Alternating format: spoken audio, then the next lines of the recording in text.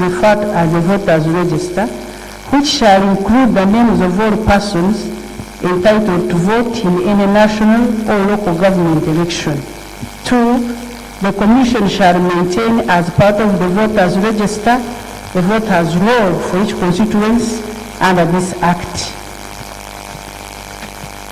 3. The Commission shall maintain as part of the voters roll each constituency voters roll for each polling station. Are we dealing with the agenda? Within the constituency, yes. Can we deal with the agenda? I'm concluding, right honorable Speaker.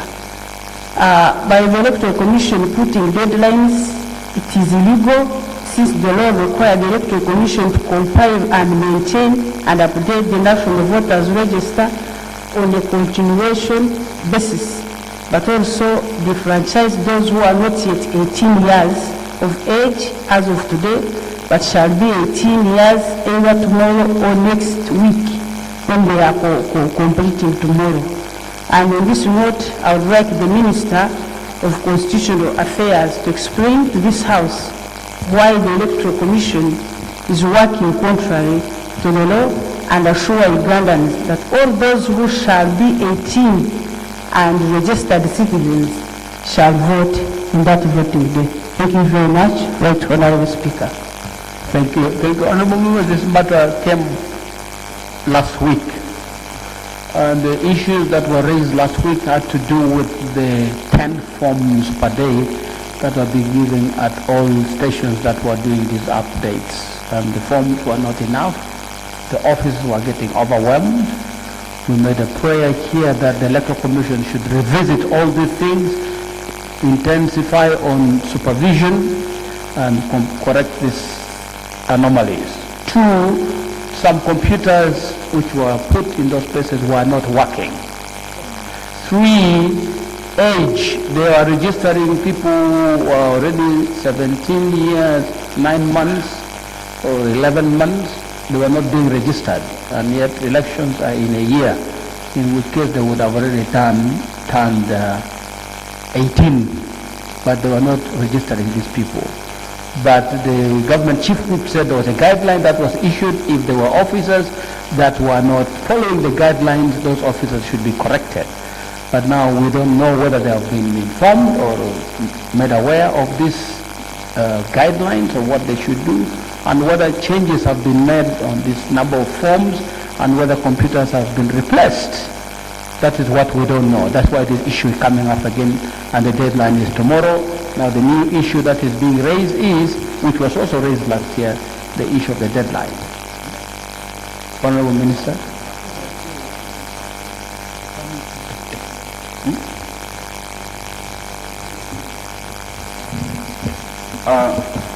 Mr. Speaker, the deadline has been extended to 16th of this month. And in the meantime, we do request that the Minister for Constitutional Affairs, who is in charge of the Electoral Commission, will come here tomorrow to update the House, address the issues that have been raised, including the congestion, the forms and all that, tomorrow if Parliament is sitting. He's not coming today. He has a bill on the order paper. He's not coming today? No, given the fact that the issues have been raised now, we wanted to give a few hours for him to prepare so that he updates the House with right information. Thank you. Bukoli Highland. Thank you very much, the Right Honourable Speaker. I also join you to sympathize with our colleagues who have died, especially during this hard time. The Right Honourable Speaker, as you have said it rightly, my area, Bukoli Islands, because of this rains, 13 villages have all been affected by water. The water level has risen up, and all these villages, people are now being carried to go to landing sites. And around 5,000 people have been affected, 2,000 in the islands of Sigulu and then 3,000 in the islands of Lolwe.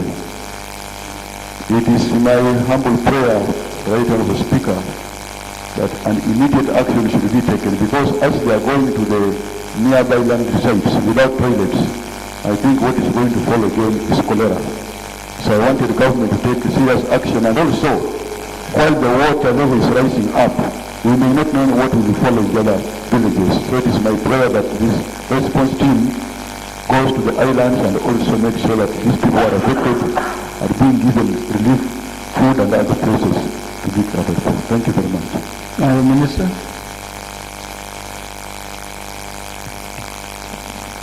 Mr. Speaker, we have requested the Minister for Disaster Preparedness, because the whole country is affected, to move as fast as possible, because the only response now people want is to government to be there and address these issues in the field. So we take note of your situation, and we are sure that the Minister will be there, but also to mention that, as I said last week, the resources are being provided for to purchase relief food. On which one? Yeah, on the same thing. Mr. Speaker, I want to seek a clarification from the Minister. A month ago, I raised a matter that cost the lives of 3 people to my surprise. Up to date, the Prime Minister has not intervened where 3 people died. The whole sub-county is cut off. This is the 2nd month. No response from the Prime Minister. I am seeking a clarification from the Minister whether as a country we have the capacity to respond to the disasters that are affecting the country. Assure this country. Honourable Minister.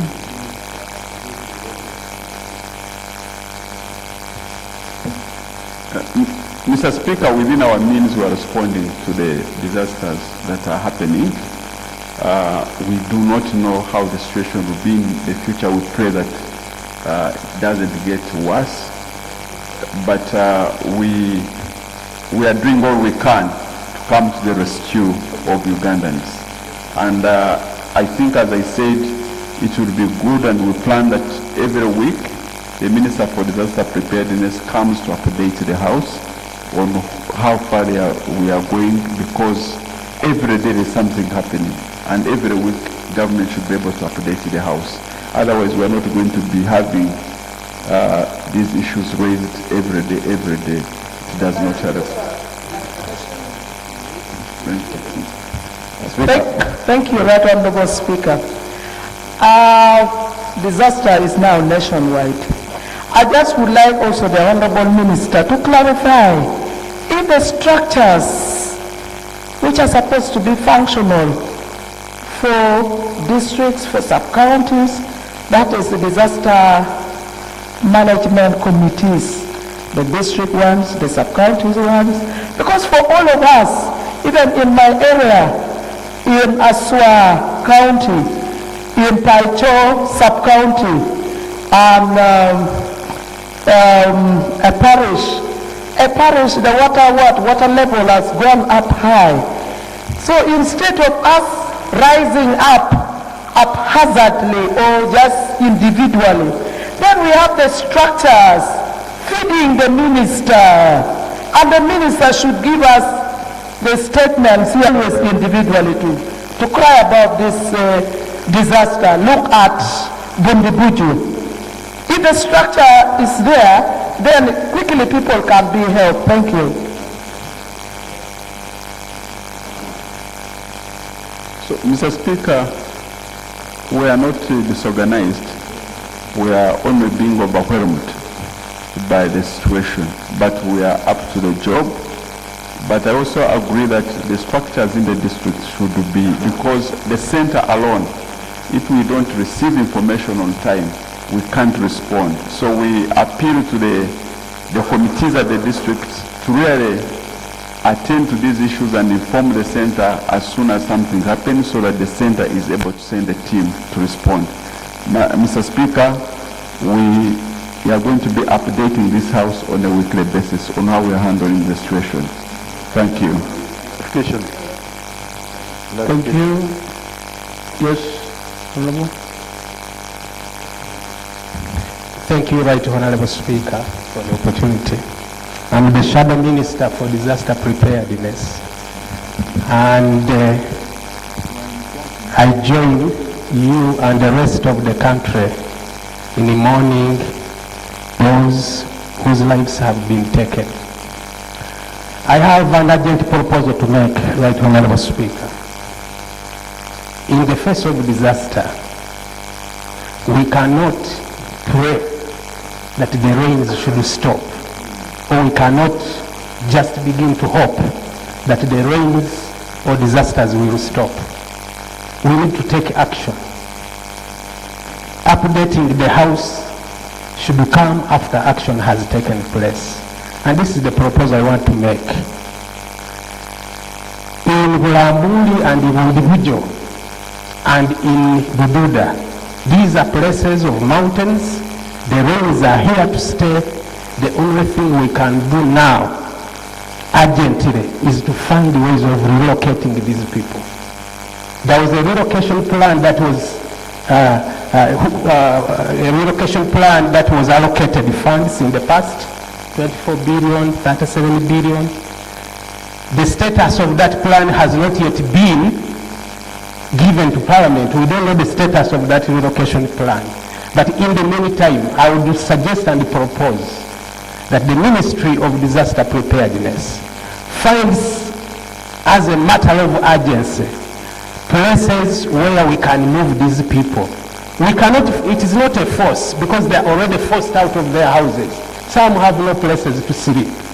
They have no houses to even go back to those places. Why can't we find, as a matter of urgency, places, alternative places for these people to be relocated? Schools have closed. We may take them to classrooms somewhere so that lives, we don't wait for lives to be lost again. That's my humble proposal, and I hope that the ministry can respond to that. Thank you. Thank you. Honorable Minister, I want to say something on that?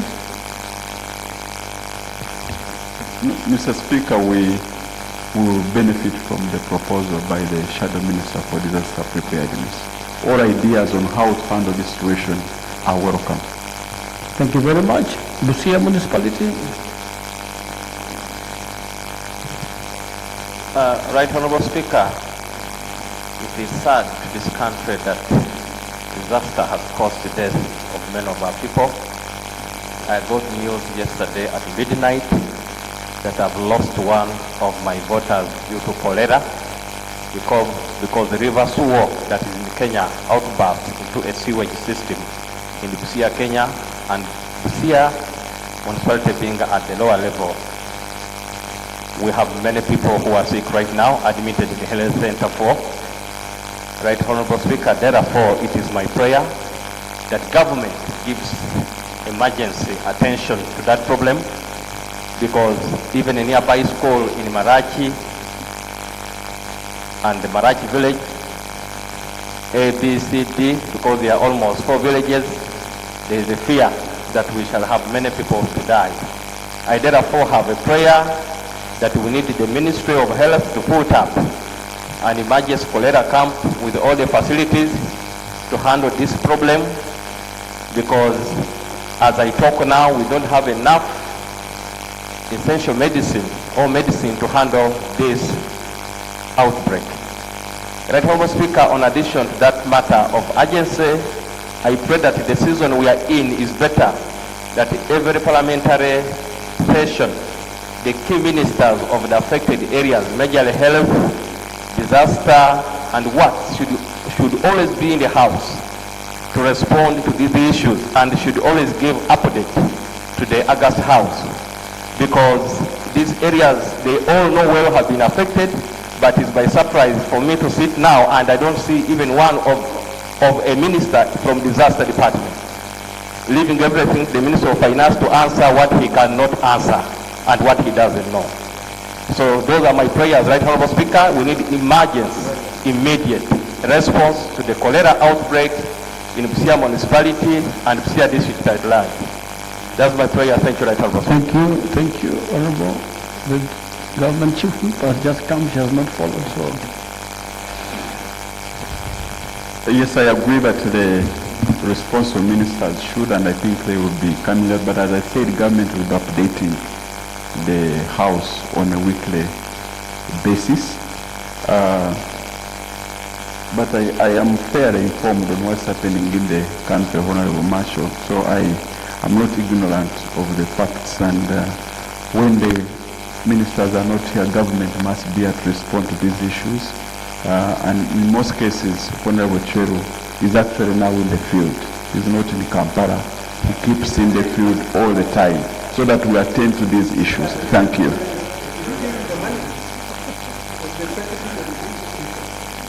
Honorable Minister, did you release the 20 billion that was approved here? Have you released it? Yes.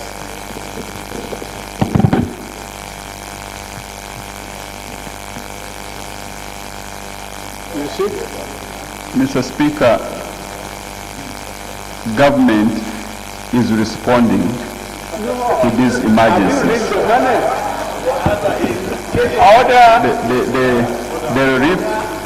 The relief is being procured to be, and I would request that the Parliament, you give us instructions, give us time to handle your instructions. Thank you. Thank you. Thank you. Honorable members in the public gallery this afternoon, we have councillors and chairpersons from Wakiso district. They are represented by Honorable Sanimbe Rosemary, Honorable Tumusime Rosemary, and Honorable Sematimba Pierre. They are here to observe the proceedings. Please join me in welcoming them. You are very, very welcome. Thank you. Can we now go on the order paper? Item 3.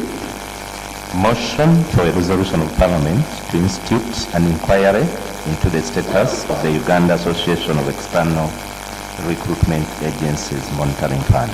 Honorable Mbaka, procedure. Thank you, Right Honorable Speaker. Right Honorable Speaker,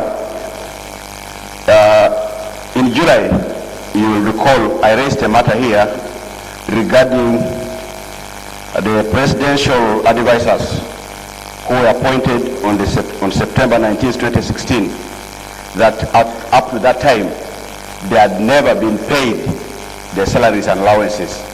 And the Honorable Minister of Finance, after we passed the budget, did give a guarantee that now the money has been provided, they will be paid. To date, Right Honorable Speaker, they have not been paid any single coin. It is embarrassing that such senior members of society who are appointed by the president, can be treated to this level. Madam Mr. Speaker, for purposes of clarity, I may remind the minister and colleagues, these senior colleagues, senior citizens of this country, Professor Mondo Kagonyera, Dr. Nathan Karema, Dr. David Kazungu, Lieutenant Colonel Anthony Chakabale, Colonel William Omaria, Bishop Nicodemus Okile, Pastor Christopher Beseri Kasaboli, Mr. Victor Kobel, Mr. Henry McMott, Mr. Ogwang Ocho, Mr. Michael Dramadri, Mr. Maimuna Juma Yusuf, Mr. Patrick Lajul, Mr. Patrick Zikashagisha, Mr. Richard Kaijuka, Mr. Konsi Obama, Ms. Kabasindi Anamir, unfortunately that one has passed on, Ms. Kagai Jane Francis. So these are the senior citizens who were appointed on the 19th September 2016. But to date, they have not been paid anything. So if the minister now has something useful, may he pass this information to these citizens. And together with the Minister of Presidency, because it's in the docket, it's embarrassing. This is the head of state who has penned and put his signature to paper. And today, his senior colleagues cannot be paid. And they keep calling us, they keep coming to our offices, begging. So, Right Honorable Speaker, I think enough is enough. Let the minister, or the ministers, and the government respect the signature of the president. Thank you. Government Chief Whip. Right Honorable Speaker, sir, I met some of the people that Honorable Elijah has mentioned, and I want to assure him that the President was informed, his attention was drawn, and probably the Minister in charge of the Presidency will have to tell us what the President responded. But I met some of them. I also have some letters which were written to me for onward transmission to the President. And I'd like to request, sir, that the Minister for Presidency comes here to brief us on what the President decided. Mr. Speaker, the President did his part. He did his part, appointed them. It's about payment. He's now the Minister of Finance and the Minister of Presidency. So he does not take again to go to the Minister. I remember when the President was in Bukedea, some of them met the President and said, I did my part. When he was in Toronto last week, again the Bishop Okili and team who were there said, no, I thought you people have been paid. So the Honorable Minister of Finance here and the Minister for Presidency should help the President. Because you have been budgeted for. The simple question is, has the instrument been given to the responsible officers to pay? If the instruments have been given to you, why haven't you paid? The issue of coming back here with a statement does not help anybody. All that is required to be done is those people to receive their payment, not us receive a statement here. Honourable Minister, is there an instrument to this effect that has come to your knowledge? Because I also, just for purpose, I also have a copy of the... Mr. Speaker, I will also lay this on the table. No, you don't have to. Honourable Minister, here's the copy. I hope this is not the first time you are seeing it.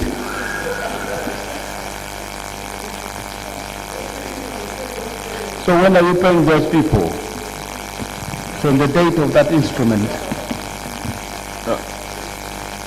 Mr. Speaker and colleagues, we commit that these individuals will be paid in January, in the next quarter. Clarification, Thank you. Next item. Item 3. Motion for the resolution of Parliament to institute an inquiry into the status of the Uganda Association of External Recruitment Agencies Monitoring Fund. Honourable Parker. Thank you, Right Honourable Speaker. I rise to move a motion for resolution of Parliament to institute an inquiry into the status of the Uganda Association of External Recruitment Agencies Monitoring Fund. Is the motion seconded, or do you want to present it first, then ask for secondment? I want to present it first. Present the motion first. Whereas the national objective and directive principle number 26 enshrined in the Constitution is emphatic to the fact that all public offices shall be held in trust for the people, that all persons placed in positions of leadership and responsibility shall in their work be answerable to the people, and that all lawful measures shall be taken to expose, combat, eradicate corruption and abuse of office or misuse of power by those holding political or other public offices. And whereas Ambassador Ahmed Senyomo, acting on recommendations of the Gender Ministry, as a condition to lift the ban on exportation of domestic workers, appointed Mr. Yassin Abdulaziz Musoke as the labor liaison stroke consular assistant at the Embassy of the Republic of Uganda to Saudi Arabia on 1st May 2018. Noting that the external recruitment companies on behalf of domestic workers relate $70 per Ugandan to the account of the Uganda Association of External Recruitment Agencies held in Stanbic Bank, which money is then transferred by checks to Mr. Yassin Abdulaziz Musoke's personal account held in Stanbic Bank Metro Branch. Concerned that the labor liaison officer, stroke consulant assistant for the Embassy of the Republic of Uganda was not only appointed irregularly at the embassy, but has mismanaged the Uganda Association of External Recruitment Agencies Monetary Fund.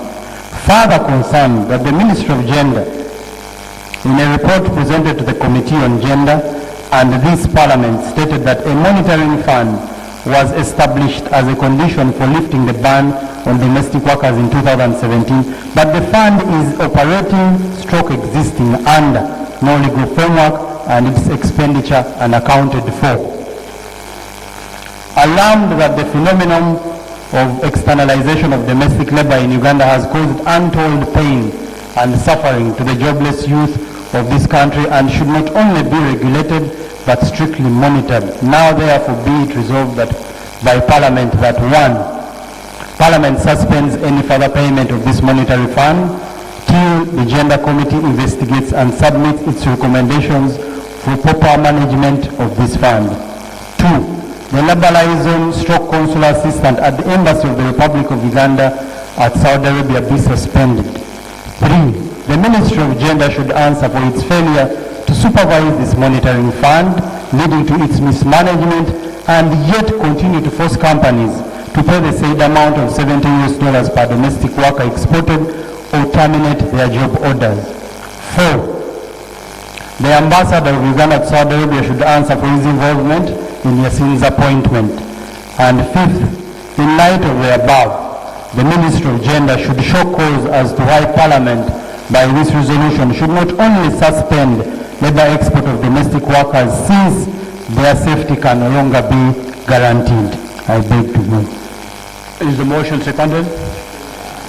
Seconded by Fort Portal Municipality, Kyoga, Lamore District, Makindi Serogabo, Bale Municipality, Aburo, Soroti County, Gulu Municipality, Mandia, the government seconded. Mukono, Waka Central, Youth Central. Would you like to speak to your motion briefly? Thank you, Right Honorable Speaker. A monitoring fund was established in 2017 on March 9th as a condition to lift the ban on labor externalization of domestic workers. The 2005 roles and responsibilities of the Gender Ministry solely put it in charge of monitoring, inspection, and oversight of labor externalization within the country and in the destination country. So what is wrong with this fund? Right Honorable Speaker, during the establishment of this fund, the Gender Ministry concealed information regarding this fund's operation and implementation to this Parliament and to public. The Ministry of Gender further agreed with the labor export companies to appoint a labor liaison officer to control this fund, and he was appointed as a public servant with an appointment letter which I'm going to lay on this table, earning 6 million shillings per month with gratuity, a free ticket, and so on. How is this fund facilitated? $70 is submitted for each Ugandan domestic worker through their respective companies to the Labour Externalization Association bank account held in Stanbic Bank. The money is then transferred by checks to the personal account of the Labour liaison officer known as Mr. Yassin.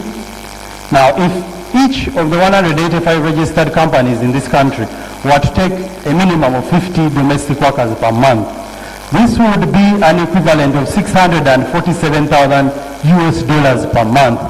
In a year, this is an equivalent of $7,770,000 about 28 billion per year. We have bank statements, unfortunately, of Mr. Yassin showing only 6 months with a transaction with a deposit of $867,000. How is this money mismanaged? 1. This money is operating under no legal framework with no mechanism of accountability. And God forbid if something happened to Mr. Yassin today, his family would inherit this money and there would be no legal repercussions. 2. Yassin makes 62% of these large amounts withdrawals from Kampala, and yet he is appointed to take care of our Ugandans in Saudi Arabia. For example, between June 2019 and July, he withdrew $226 million Ugandan shillings from Kampala, as indicated in his bank statement. Yasin further uses this money to purchase shoes, perfumes, chocolates in duty-free, as indicated in his point of purchase using credit cards. All credits on this account, honorable members, come from the external recruitment agency's account and not from any other source. What is being done in regard to the monitoring fund by a public servant holding public money on his personal account is arbitrary and prejudicial to the interest of our Ugandan government.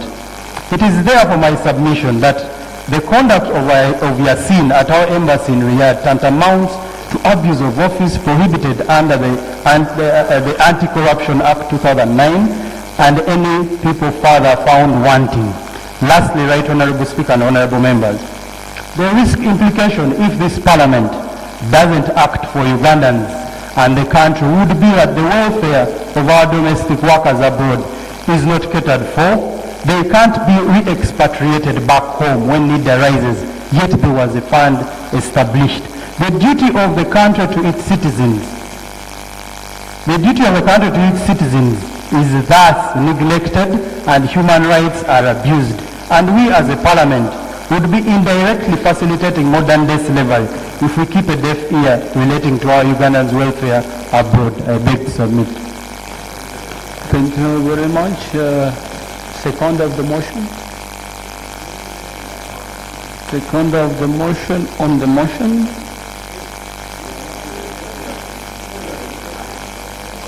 Okay. Alex seconded the motion. Right Honourable, the documents I wanted to lay. Proceed. Appointment letter of Mr. Yasin. I am pleased to offer you an appointment as a labor liaison stroke consular assistant at this embassy. The appointment is subject to embassy rules and regulations. In addition, the appointment will include the following terms of service: starting salary 6 million, date of appointment 1st May 2018. Probation period 6 months, leave entitlement 30 days, gratuity will be paid to you every end of 2 years of your contract. I beg to lay. Signed by Mr. Ahmed Senyon Mo, the ambassador in Riyadh. Yasin Abdulaziz Musoke. I beg to lay.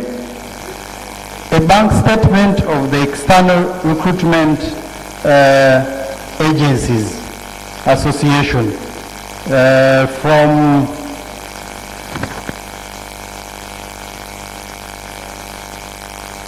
microphone. A bank statement of the External Recruitment Uganda Association from Stanbic Bank, showing deposits from various companies of the said amount and how it is transferred to Mr. Yasin Abdulaziz Musoke's bank account, dated 7th November 2019. Is that an original bank statement? Yes, it is certified by the bank. Okay.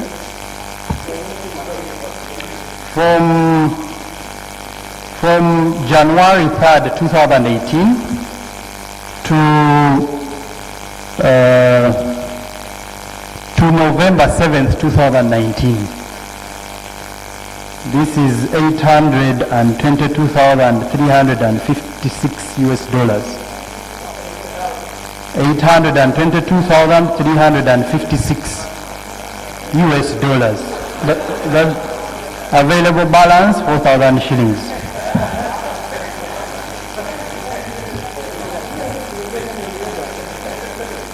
Mr. Yasin Musoke Abdulaziz personal account, bank statement from Stanbic Bank, certified by the bank, Metro branch, from 2nd January 2019 to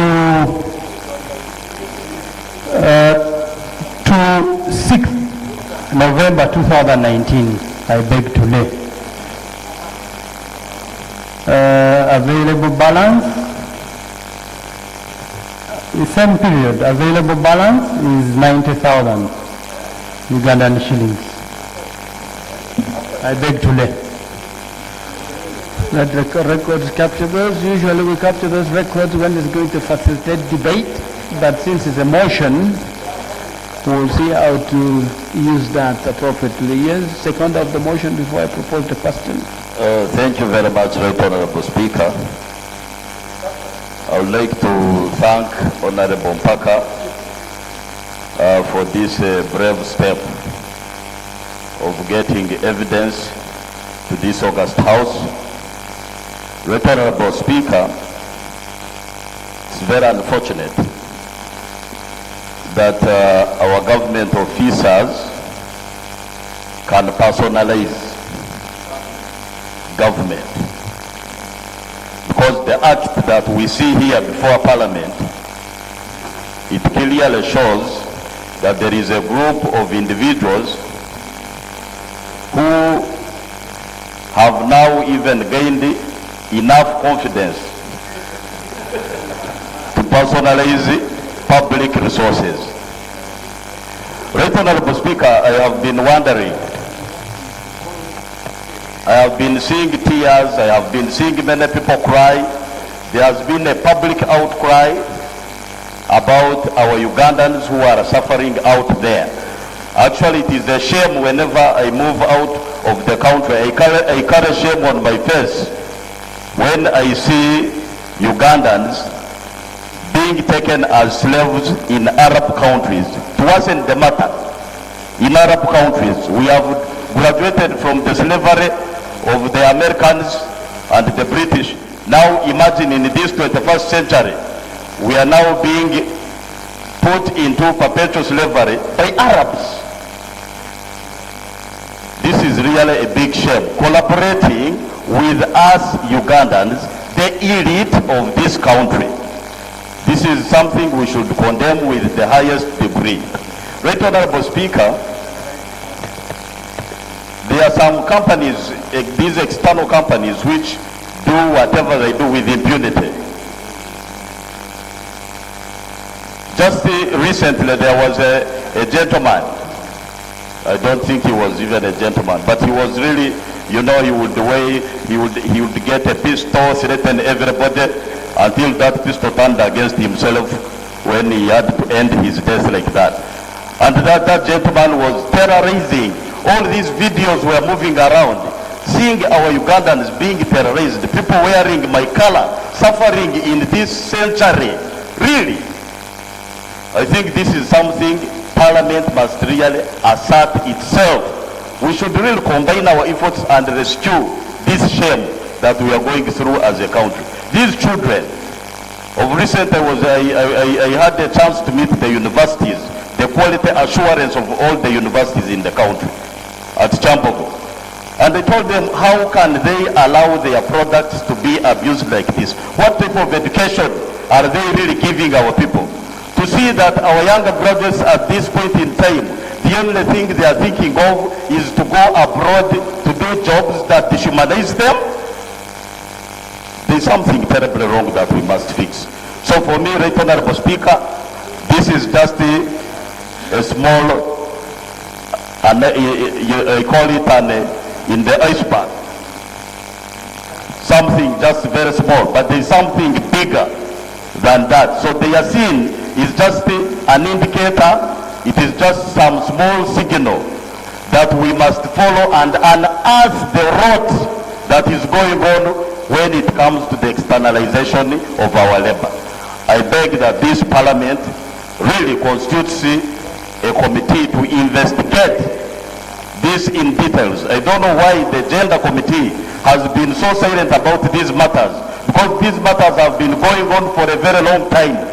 This is the time now we really have to find out who is behind this rot. I beg to move, Right Honorable Speaker. Honorable members, first of all, the motion is for the Committee of Gender to handle. It's not for any special committee. And secondly, the Committee of Gender has reported twice on this matter of externalization of labor already. So it will not be fair for the records to continue reflecting the statement that has just been made by the honorable member that our Committee of Gender is not doing anything. They have done quite a bit. Honorable members, the question that I propose for your debate is that the motion for resolution of Parliament to institute an inquiry into the status of the Uganda Association of External Recruitment Agencies Monitoring Fund, External Recruitment Agencies Monitoring Fund, be approved. That is the motion. I propose for a debate, and the debate starts now.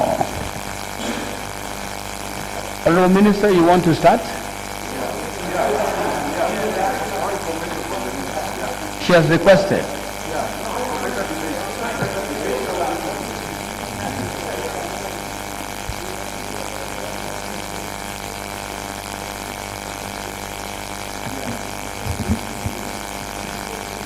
Honorable Speaker, Sir, I thank you for giving the government the opportunity to address this August House on our Honorable Mpaka's motion seeking a resolution of Parliament to institute an inquiry into the status of the Uganda Association of External Recruitment Agents Monitoring Fund. From the outset, I wish to clarify that the Uganda Association of External Recruitment Agents, Mr. Speaker and honorable colleagues, hereafter referred to as UERA, is a private and non-public entity. It is registered as a company limited by guarantee under the Companies Act. Mr. Speaker, sir, and honorable members, UERA is an umbrella body of companies licensed to place workers abroad under the Employment Recruitment of Ugandan Migrant Workers Abroad, regulations that were passed by this Parliament in 2005. Mr. Speaker, sub-regulated by their foreign principles of all obligations under the employment contract, and therefore be liable for and all violations of the contract. Accordingly, Mr. Speaker and honorable colleagues, the Interministerial Committee on Externalization of Labour established by my predecessor, Honorable Muruli Mukasa, recommended among others that the recruitment companies should complement government efforts to monitor migrant workers abroad. Consequently, the recruitment companies under their umbrella decided to establish a fund to support monitoring of migrant workers abroad, as stated by Honorable Mpaka. Mr. Speaker and honorable colleagues, it is this fund that the Honorable Mpaka wishes to make a subject of parliamentary investigations. Mr. Speaker and honorable members, the instant motion is similar to a previous request by Honorable Segona that the Speaker should consider constituting a select committee on the externalization of labor. Mr. Speaker, in response to Honorable Segona's request, on the 29th August 2019, you wisely counselled, and I quote, "This Parliament has received 3 different reports from 3 different committees of this House. The Committee on Equal Opportunities Commission presented a report on the externalization of labor, and they made visits to the affected countries. The Committee on Gender, Labour and Social Development did the same and reported to this House, as you have just reminded the House. Furthermore, the Committee on Foreign Affairs conducted the same studies, visited the same places, and came back and made a report on the substance of what they found in the field. Mr. Speaker, you further wisely advised this House that, and I quote, "Instead of setting up another committee to deal with these issues, our Committee on Gender, Labour and Social Development has already studied this matter, and the outstanding issues are clear. Therefore, I will not set up a select committee to deal with this issue.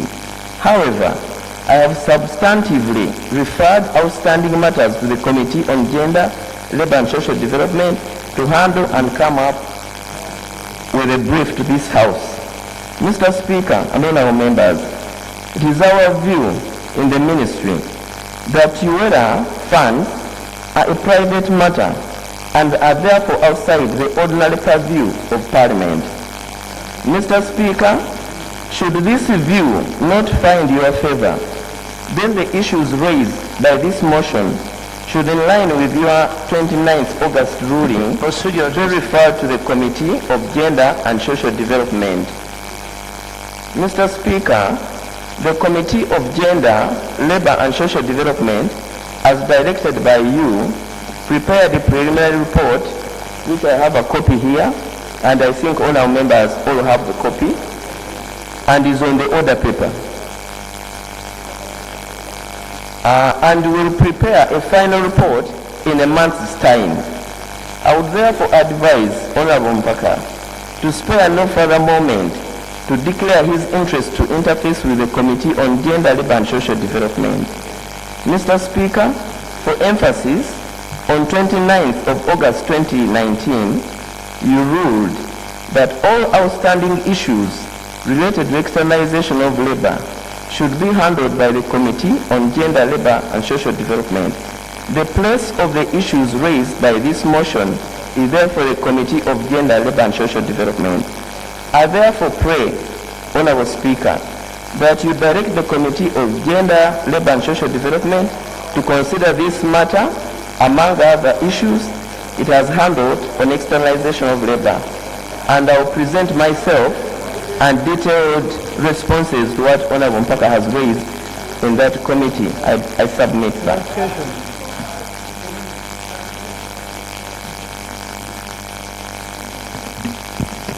Thank you, Right Honorable Speaker. The issue is, the Honorable Minister says that the labor externalization is a private company, but the role of monitoring our Ugandans, according to the 2005 labor externalization regulation, places it solely under the Gender Ministry. If she is clearly stating that monitoring is now being handled by companies, it is more or less saying that the lives of our Ugandans are now in the hands of private companies. Two, the minister has gone ahead to even warn companies that don't pay this money that she's going to terminate their job orders. And I have a recording which I am going to lay on table. She states, in a meeting recently held with the labor export directors, company directors, the Interministerial Committee on Labor Externalization recommended that the ban on labor externalization should only be lifted after a mechanism of monitoring migrant workers is established. That was a conditionality. Furthermore, lifting of the ban by Cabinet on 9th March 2017 was also on an understanding that the recruitment companies would complement government effort financially to monitor workers deployed abroad. However, it's now clear that some companies are undermining this financial obligation. Therefore, no company in line with the cabinet decision will participate in externalization of labor without undertaking this monetary payment. She further says, accordingly, all companies that have fallen short of that financial support expected of them under that monitoring mechanism must ensure they make good as soon as possible or have their job orders terminated, because I committed myself to Cabinet and Parliament. So, Right Honourable Speaker, what interest does the Ministry have in a fund it claims it does not have authority on? Two, why is a public servant holding this money on his personal account if it is money for a private company and a private association?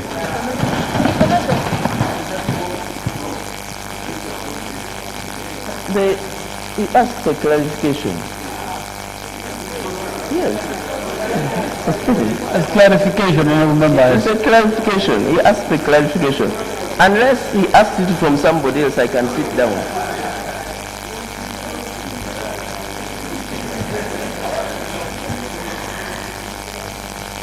Right Honourable Speaker, why I'm requesting that this matter be referred to the committee? Because in the committee, I will also be able to show that Honourable Mpaka is presenting information here which is skewed. Yes, because, yes, we shall, yes, I will present. Can I be protected, Mr. Speaker? Order, members. Because now, I don't have the regulations here. The regulations Parliament passed places the monitoring up places monitoring on two bodies. On the ministry, I have to monitor whether the company where we have placed our children is complying with the contract that was signed. The company that places the children must, I must also find out, using the embassy, whether the company that have requested to work with us are really genuine and they are not briefcase companies that is using government to government. Because this parliament decided that placement will be done between companies and not government. And I was not here. I was not the minister, but I'm implementing the law as you gave it to me. Mr. Chairman, why I'm requesting that we go to the committee, Mr. Speaker, sir, sorry, Mr. Speaker, sir, and honorable colleagues. Many people are concerned about the children, but they are not concerned about how much money you have given me to do the job. That's why the committee, being in the committee, would give this parliament information to know what is available for me to do the job and what I require to do the job. Mr. Speaker, you are aware that when I appeared before the committee, we submitted our manpower requirement, we submitted the manpower requirement, office space, all what we need to make this industry very viable. I was promised a supplementary. I was surprised that under the supplementary that is before Parliament, this money is not there. So I'm hoping that when we interface further with the committee will concretize their recommendations to this House so that you give me the money. But what Honorable Mpaka is saying, the interest for the ministry is no other than my mandate as Minister for Labour is to create employment for our people. Government has put in place the Youth Capital Venture Fund. Government put in Centenary Bank 100 billion that was exhausted. You have the Youth Fund. You have other things, but this externalization, I'm appealing to you.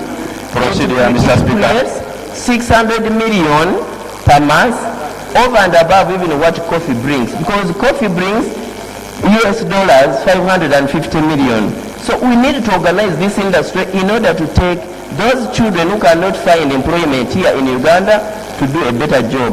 So that is the only interest with the ministry. But if there is any other interest that people have evidence on, we shall take it and investigate. Thank you, Mr. Speaker. Honourable members, can I guide? Honourable members, the debate is not on creation of another committee. Yes. That is not the debate. Because the chair, the mover of the motion says Parliament suspends any further payment of this monetary fund till the gender committee investigates. So the reference to the gender committee. So we are not talking about another committee. Okay? Good. I think we have made rulings on this. And on this particular issue, we have already made commitments to them. We are not going to go back on them. We are just going to streamline the issues which should be dealt with by the committee if we so wish, and then they will handle it. We are not going to create a select committee. I've already ruled on this matter, and I don't want to rule again. I don't like repeating myself. Procedure? Thank you very much, Right Honourable Procedure. Sorry, Right Honourable Speaker. Whereas the motion of my brother says the Gender Committee should investigate, clearly the response of the minister shows she's an interested party. And I would be of the view that in order to serve the interests of the parties involved and for the sake of justice, we would create a select committee. Honourable members, I have made a substantive ruling on this matter. I have seen no justification to depart from my previous ruling. I stand with my previous ruling on that. Let's debate the subject of the motion, please. No more procedure.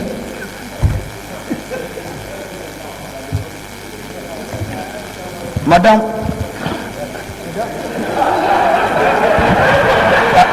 Are you seeing properly, Honorable?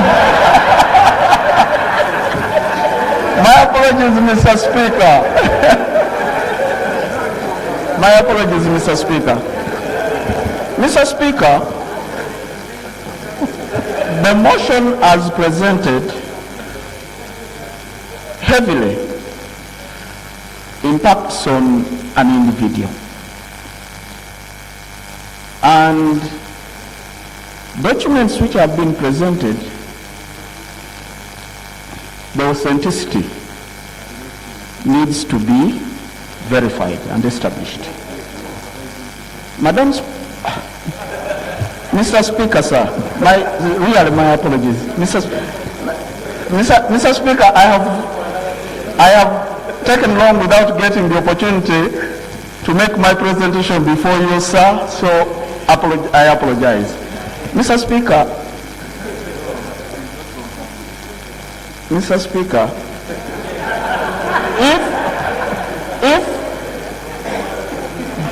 if you open debate now,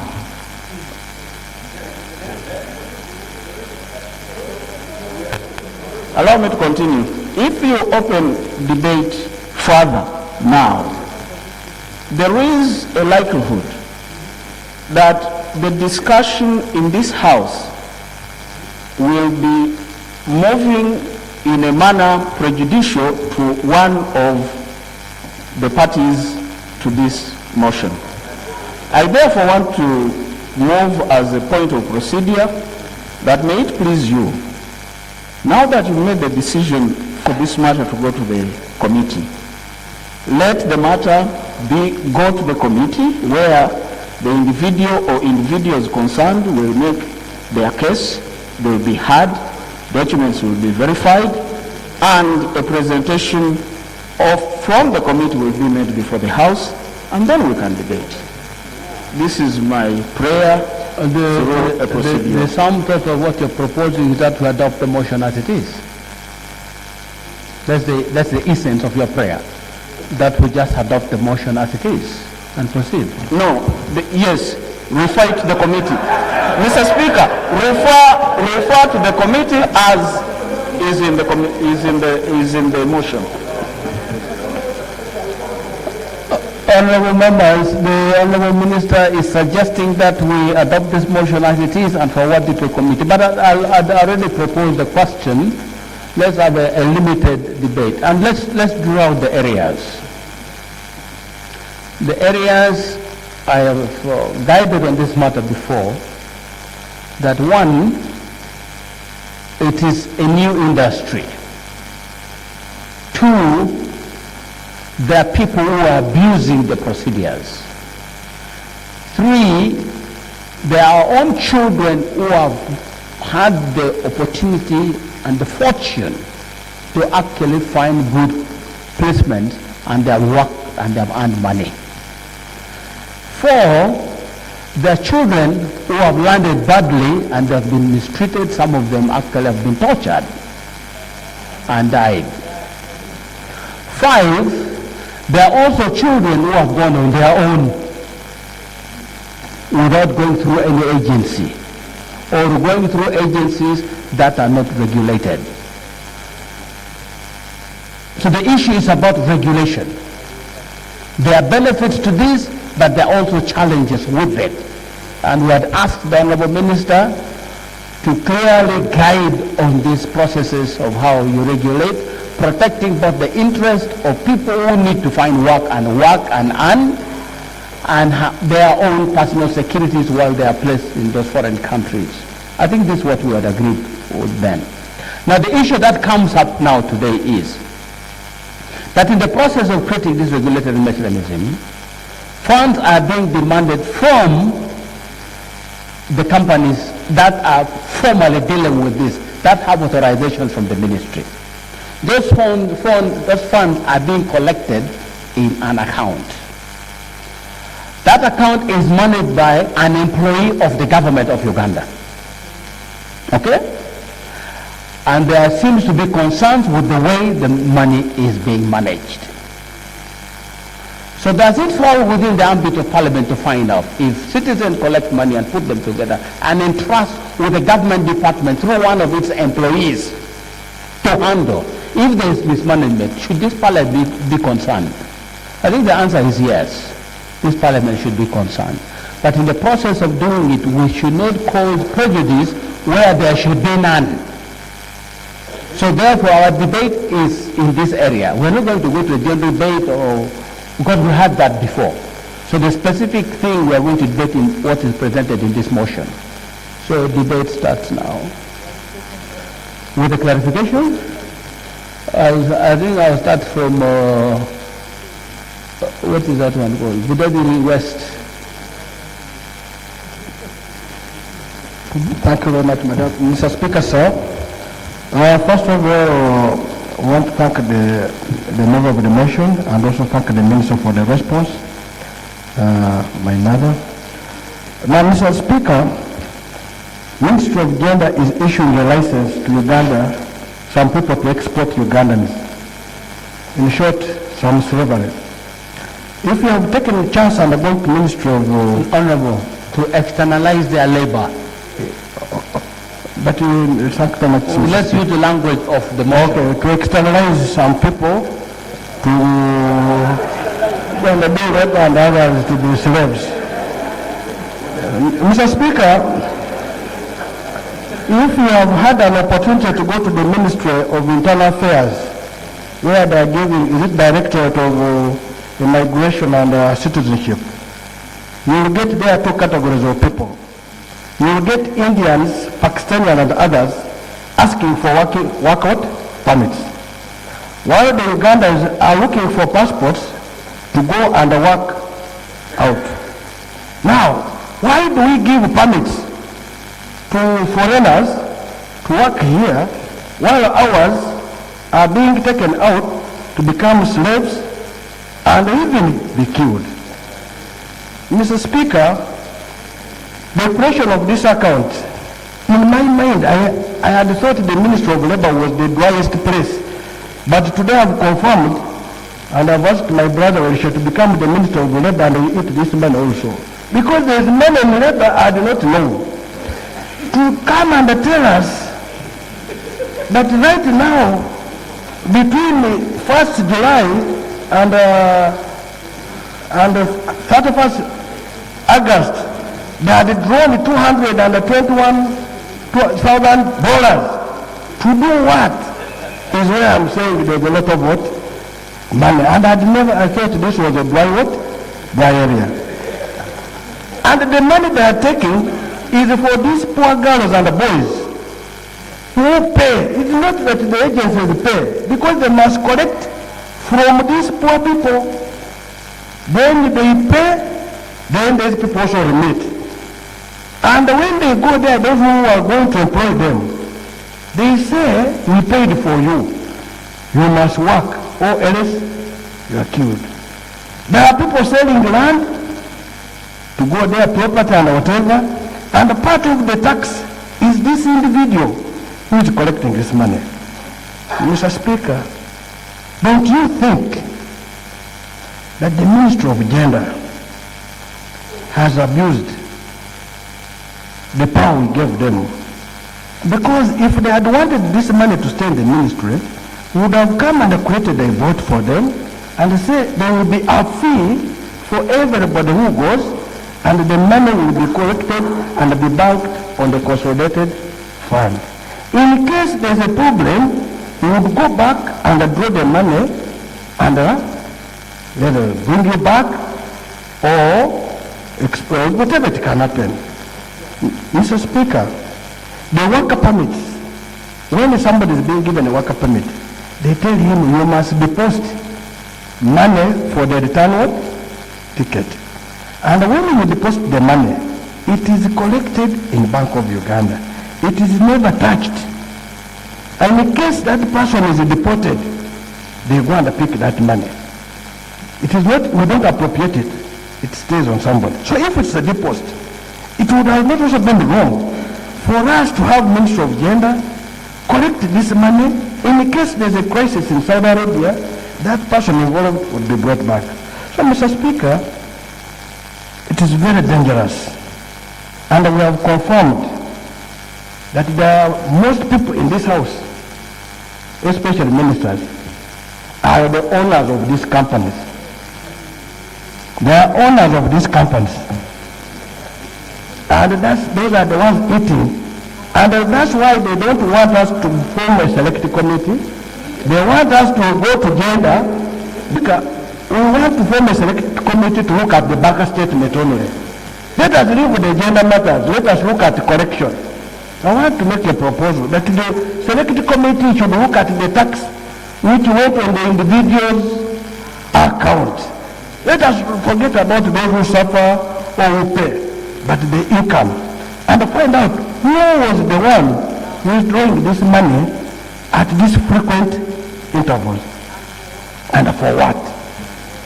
Mr. Speaker, you recall when they were moving NSSF to Ministry of Finance, I used to have a friend of mine in Ministry of Finance. He is now a Deputy Attorney General. He wanted it urgently, and they took it. When after a short time they took him to gender, he wanted to correct it and take it back.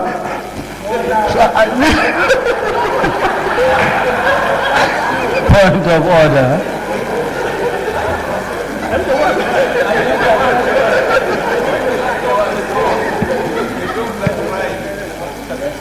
Reverend Speaker, this is not the first time the Honorable Nanda Ramafawi has told that blatant lie to this August House.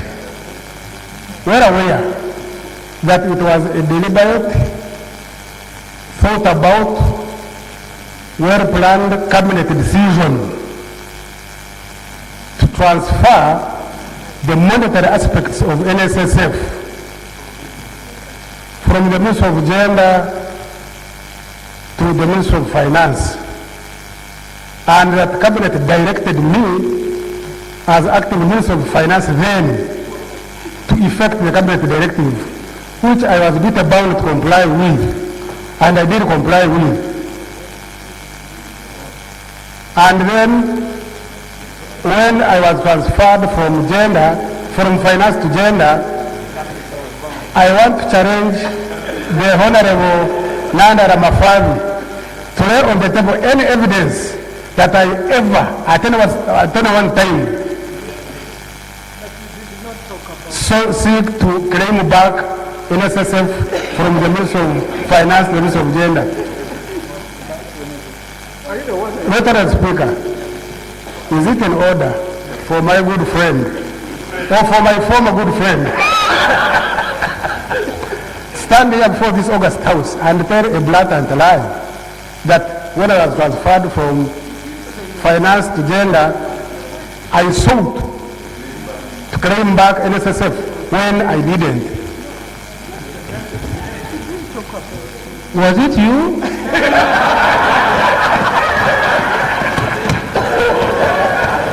Reverend Speaker, as I said earlier, the precursor to this statement and the former another statement of the same member confirms to me, suspect that is referring to me. You know, we have a saying in Acholi that when the meeting and you throw a stone, the one that makes noise is the one that's been hit.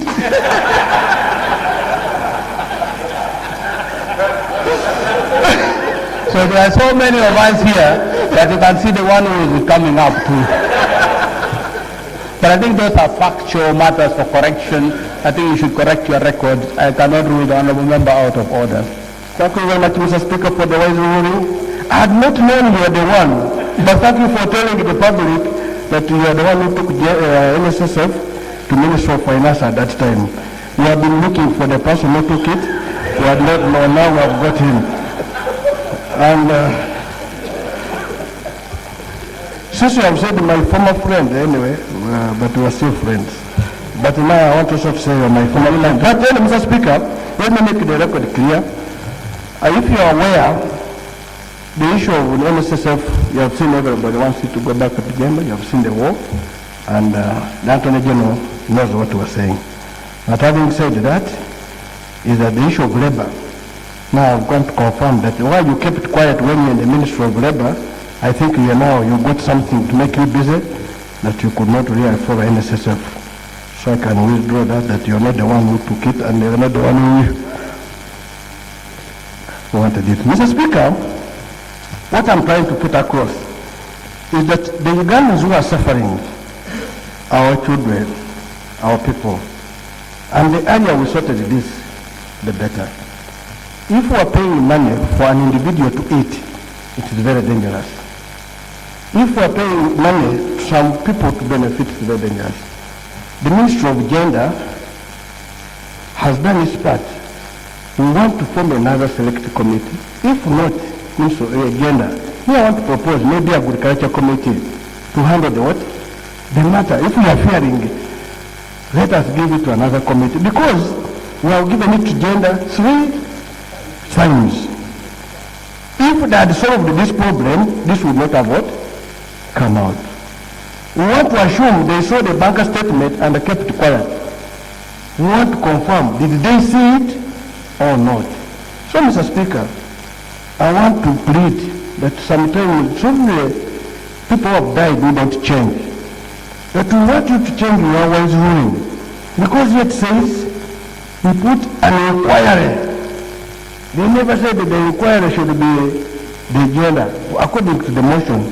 But we put a 5-man team, or man and woman, to look at only one aspect, the bank statement. And the gender committee continues with the issues of what? Gender. We are interested in the bank statement. And who are the owners of this company? Mr. Speaker, you will continue maintaining that only if you say, I am deciding that we make a select committee for the bank statement. That will mean you have not changed anything. For sure you have not changed anything. Whereas for the labor matters, we leave them to the committee of gender and labor. At a final, Mr. Speaker, it is common knowledge that the people who are running these labor companies are heavily connected. Some are ministers, and we have evidence which we shall lay down. Some are MPs, not on the deny, but most MPs, anyway, ministers are MPs anyway. But most of them are MPs, then ministers. Those who are ministers are not, who are MPs are not like my brother here can do much. We want to find out these ministers who have formed these companies behind, why are they happy to see that Ugandans are suffering? Why? Money is not everything. And anybody, money is not everything. You can use it to buy something, but it may fail to buy even life. So, this money you're eating, which is very bad for our people who are suffering, we should also put a stop to it. Mr. Speaker, why can't we must put a stop, why can't we say the Ministry of Gender itself get involved in the export of the labor than putting agencies which are there to finish our people. Thank you very much. Chair agenda.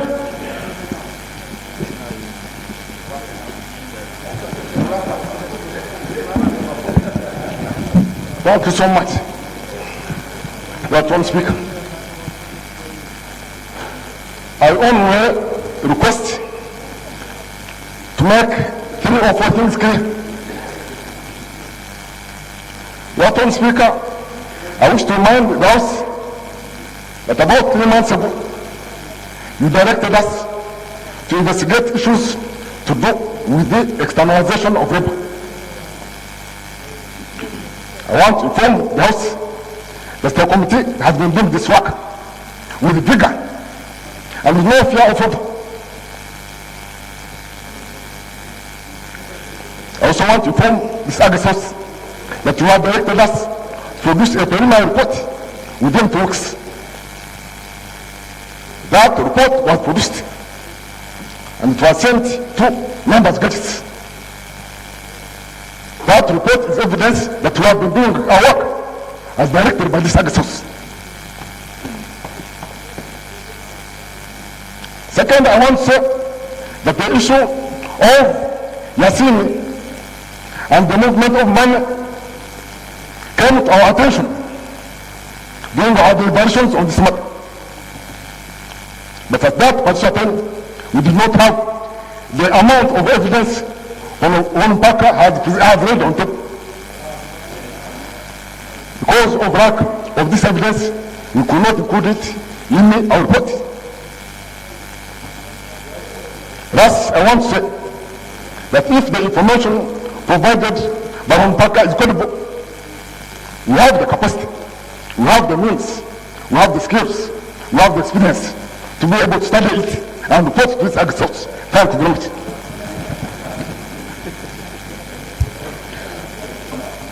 Can we debate the motion? Chair Foreign Affairs? Chair Foreign Affairs?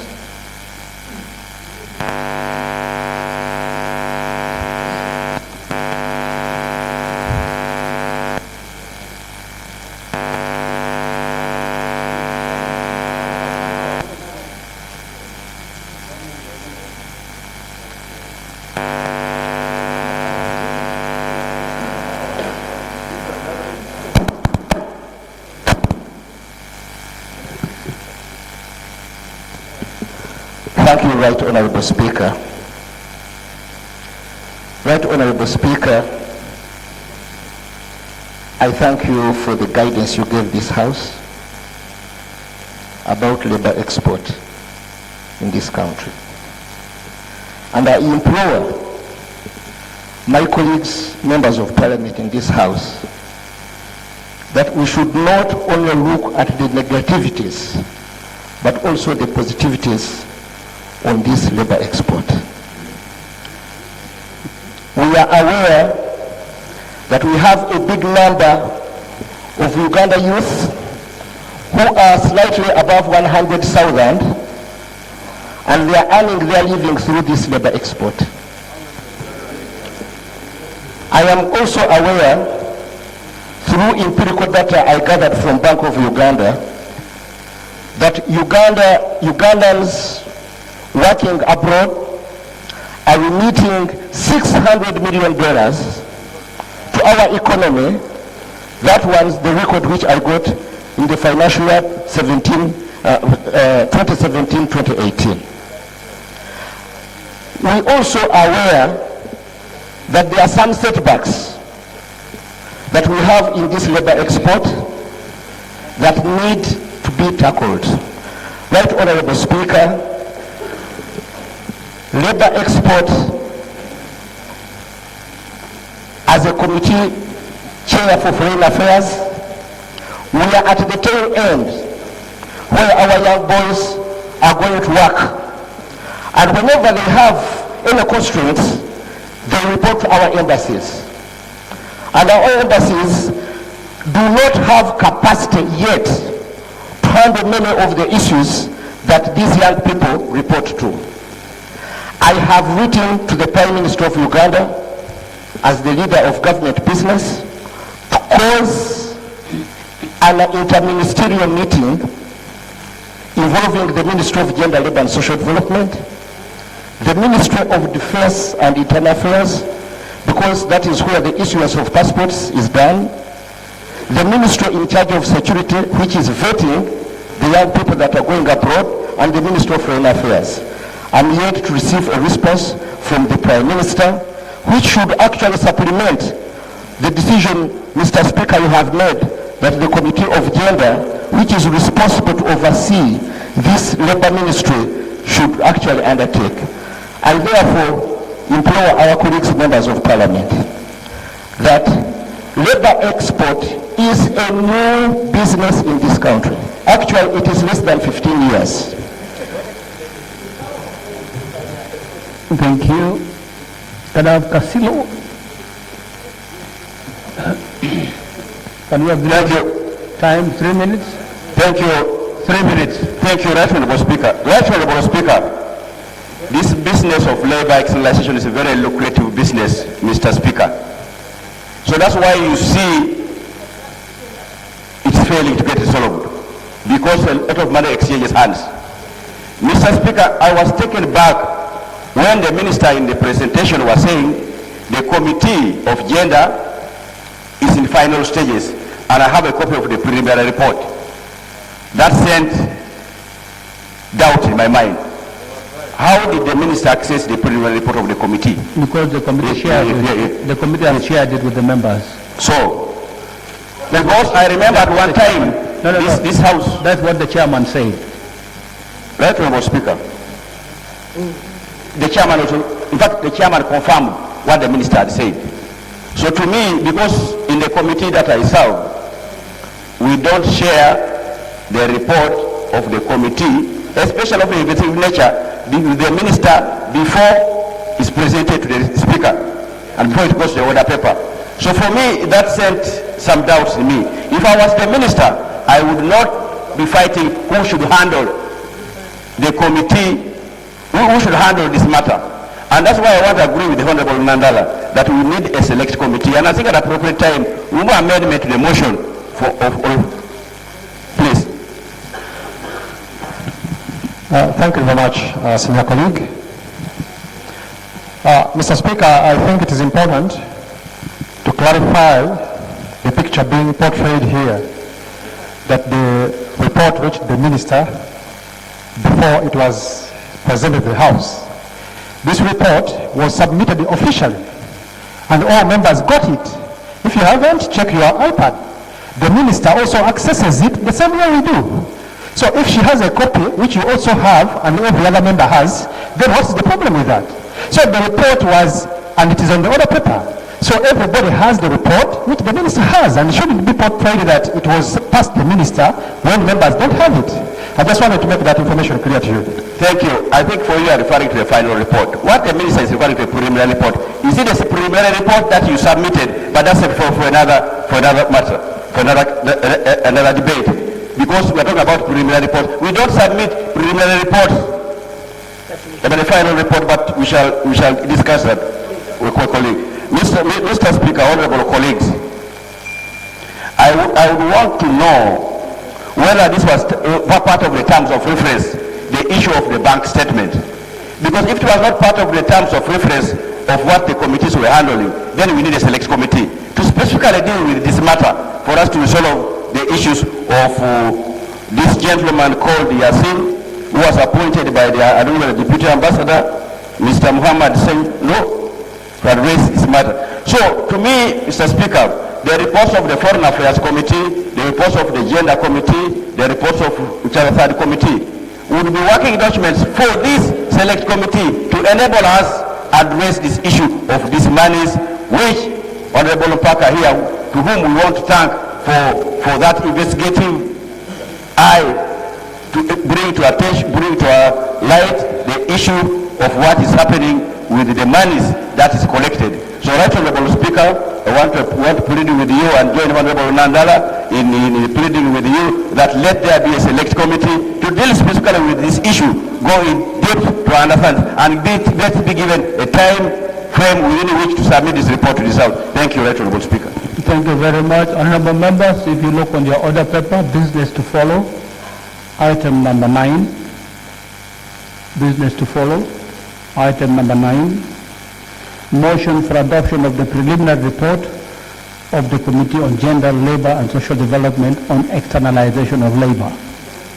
So let's not create unnecessary suspicion around this subject. It's a public document, it has been uploaded on your iPad, that's how the minister gets access to it.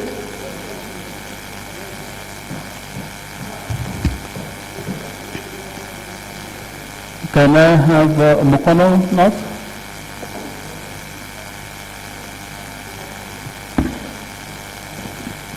Thank you, Honourable Speaker and Honourable colleagues.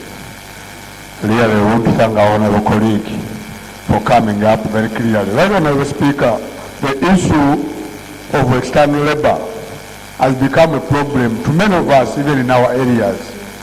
Right, Honorable Speaker, I was on this floor when we traveled with the Honorable Sereko and when we even entered into our pockets to transport our Ugandans who are suffering.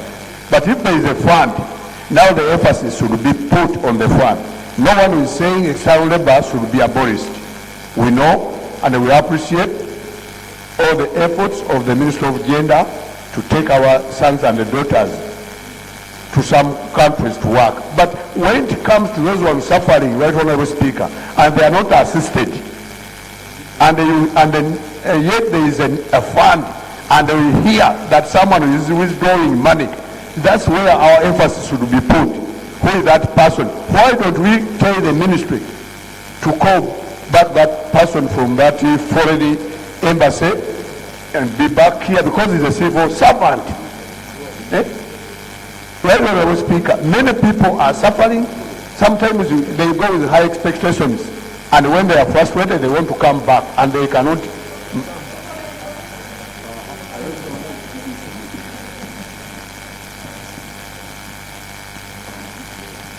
Thank you very much, Honorable Senyonga, for giving me, is that the right name?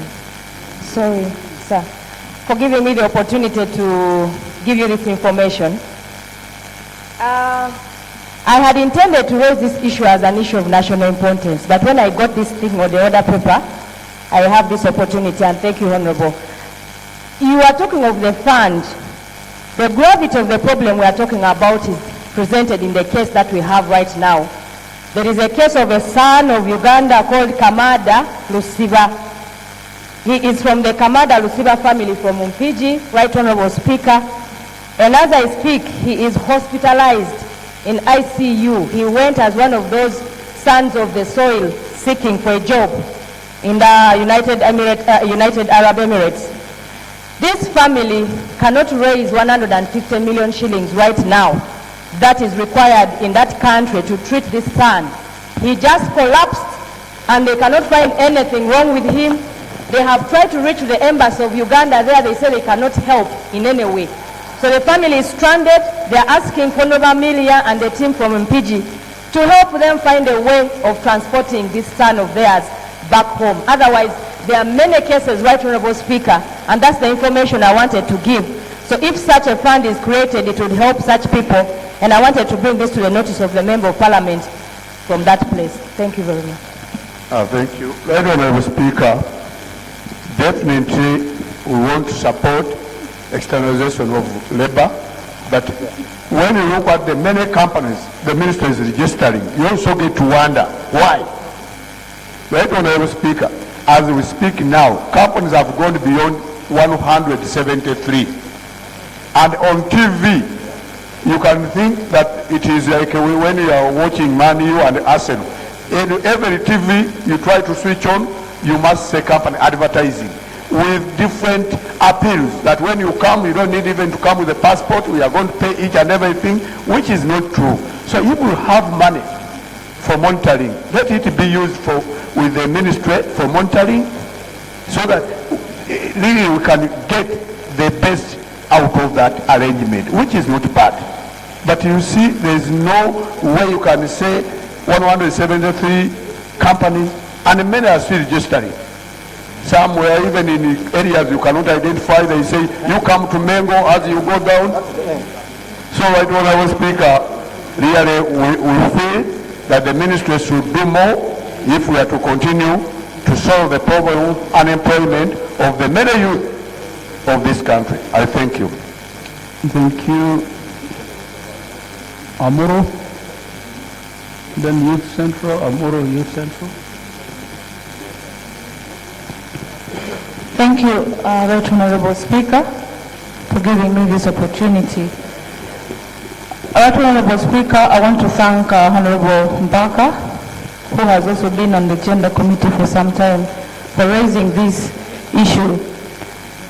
Mr. Speaker, when we were interacting with some of the officials from the Ministry of Foreign Affairs, one of the issues they raised, the challenges they raised was that actually their staff at some of these foreign missions collect their own money to look after these people people who go out there.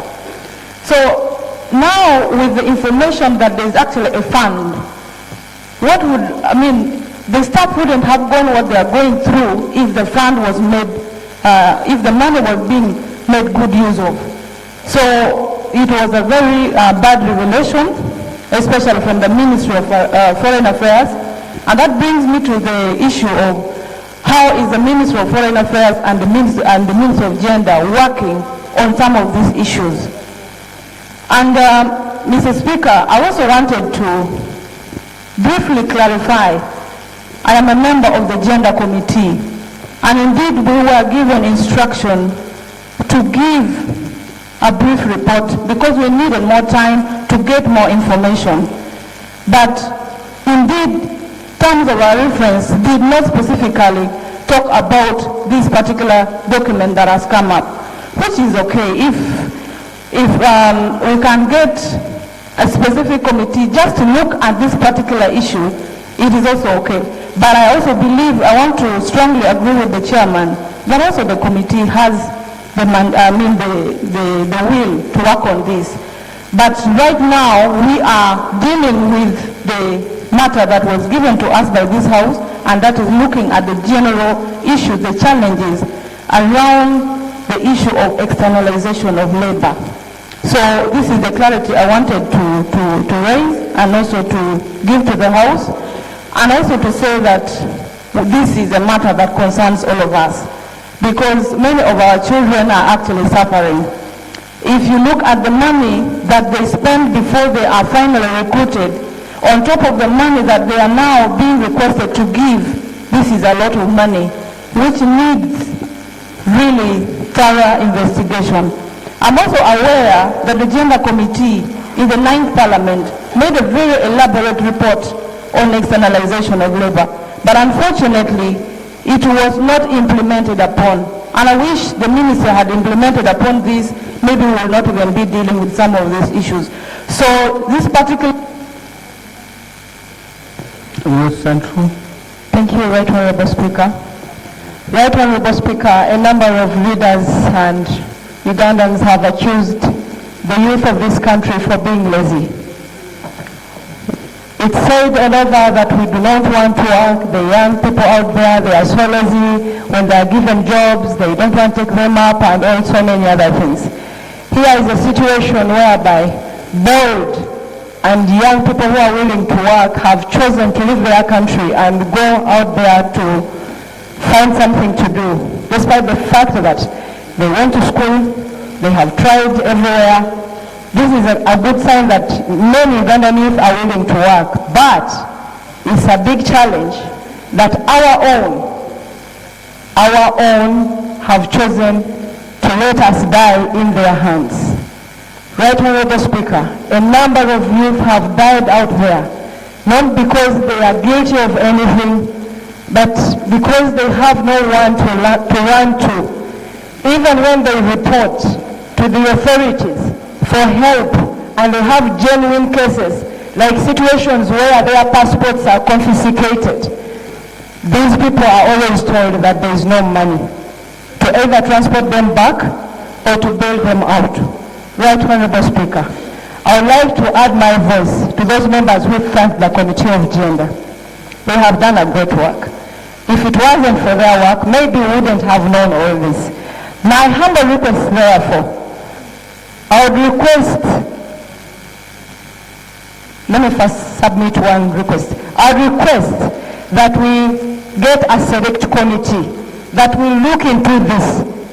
This will bring maybe some peace of mind to all of us and to those people suffering. Information, my sister. Grant. Thank you, Honorable colleague. Thank you, Right Honorable Speaker. The information I want to give the colleague is, while we are concerned, we know that the externalization of labor is not only in the United Arab Emirates.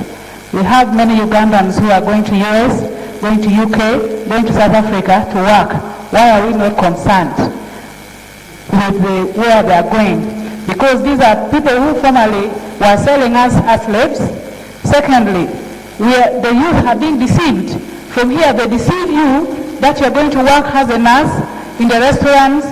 They're reaching there, actually they turn you into a real slave because they pick your passports, they confiscate your documents. Even at your place of work, you are not connected anywhere. So in the end, they are treated as slaves. That is why we are really concerned. Thank you. Thank you, my sister, for the information. My humble prayer, therefore, Right Honorable Speaker, I still emphasize and request humbly that let's have a select committee that will look into all these issues, maybe country per country, such that we can come up with the best solution. Thank you so much. Thank you.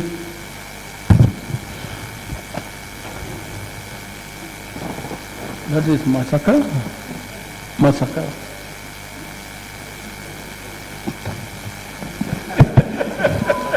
Thank you very much, Right Honorable Speaker.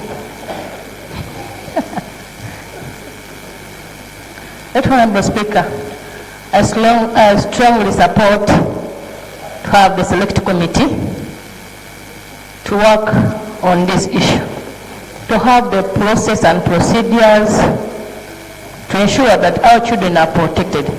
Because if we don't work on that, even the good opportunity that our children would have to work abroad are destroyed. Canada is looking for young, energetic people to work in Canada because they want labor. But because of what is happening elsewhere, even if we have to take our children, I therefore strongly recommend that the select committee be there, let the process and procedure be laid so that our children are protected whenever they are. When you go abroad, are protected. Why is it that for us, we cannot protect our own people?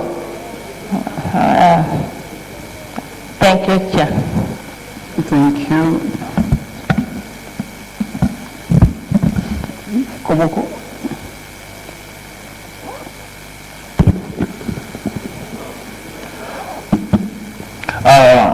Mr. Speaker, human resource is a strategic resource for any country. And when you hear these stories, it presents a very important challenge. Are we taking care of our strategic human resource?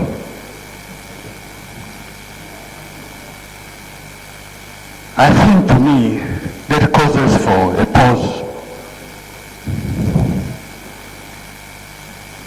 Some countries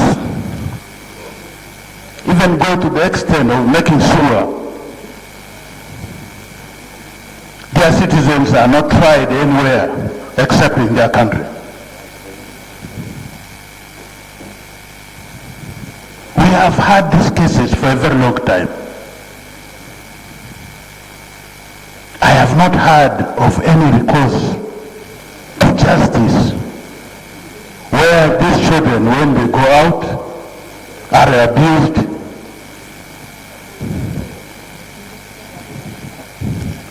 So I want to agree with the proposal that there is a need for a select committee to clearly ensure that whatever protocols exist in this process, including the MOs that are signed, including all the institutions that are involved, have clearly defined roles so that we can hold the players responsible.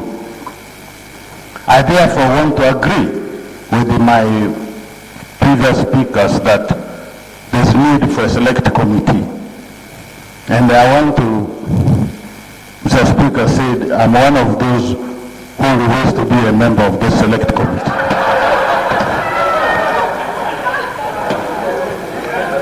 Thank you. Honorable members, that's exactly the problem. That is exactly the problem. And I will not go into that problem. Honorable members, this is the debate. The debate is whether to investigate, not who should investigate.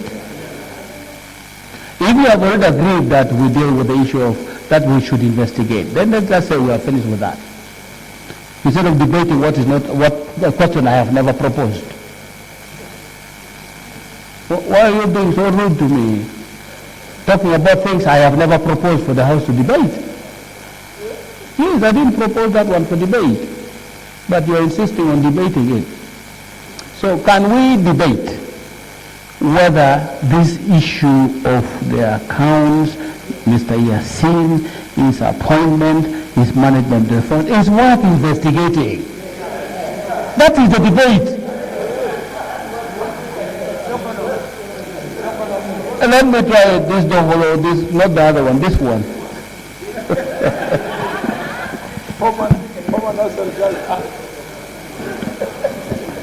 Right Honorable Speaker, Dokolo is definitely very concerned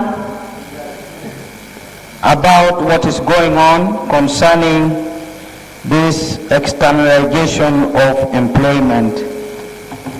And I do totally support the appointment of a select committee to deal with this matter and for the matter to be thoroughly investigated. But, Right Honorable Speaker, we should not only deal with what happens to these potential employees, we should deal with these companies who have been recruiting these people.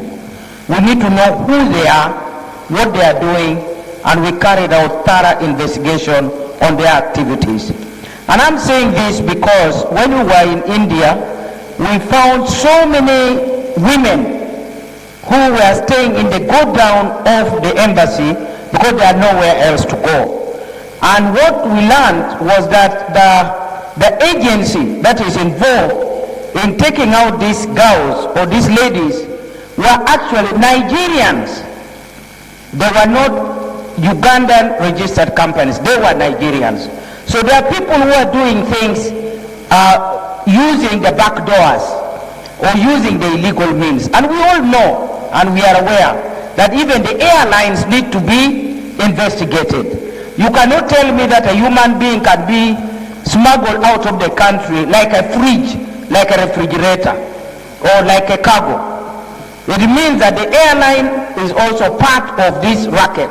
So, Right Honorable Speaker, we need a holistic investigation so that we come up with facts that will help us to come up with a good law so that we can save our people. I thank you, Right Honorable Speaker. Thank you. Mitoma.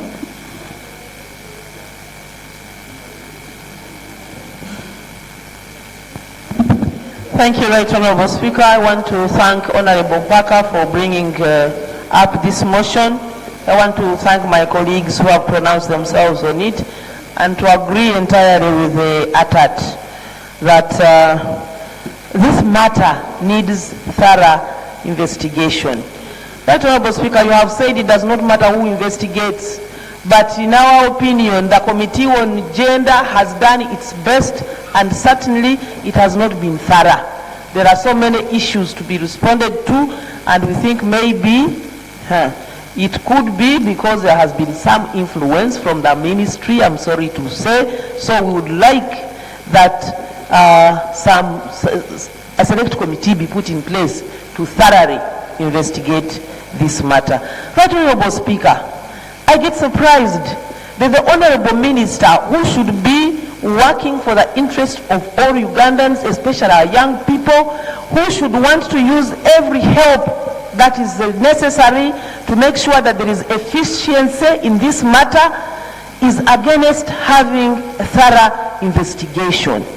Right Honorable Speaker, it is also surprising, some information has come from here, that some big people, including ministers, including members of parliament, although there's no concrete evidence, are involved in this, I call it trade, because it is trade. Is there nothing we can do? Are there no rules regarding this? Issues of integrity. Why would you be a minister in this government, in this parliament, and then you are selling Ugandans out knowing very well that they are going to suffer? And then those people, whether they are taken by official companies or not, they go into slavery. We are not interested in following them up. We are just dump them at the airport. Their passports are taken away. For us, our duty, it seems, has been just to get rid of them. To just think that they have gotten jobs when we know that they are going into slavery. Now I would like to request the Honorable Minister to explain to us why license so many companies to sell Ugandans outside of this country within such a short time. If we were to get the record of how these companies were registered, you would be shocked. We are worried that people are going out and they are dying, and then we license so many companies.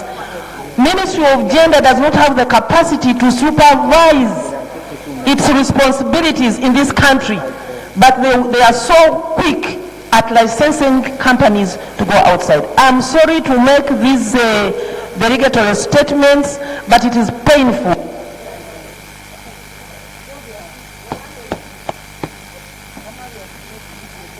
Soroti County. Thank you very much, Honorable Speaker, for the opportunity. Honorable Speaker, this is yet another attempt this House is undertaking to try to close the gaps that exist with the externalization of labor. Honorable Speaker, any system that is not formal, like the one of externalization of labor, is prone to hiccups like what Honorable Mpukapa has tried to point out here. What am I trying to say?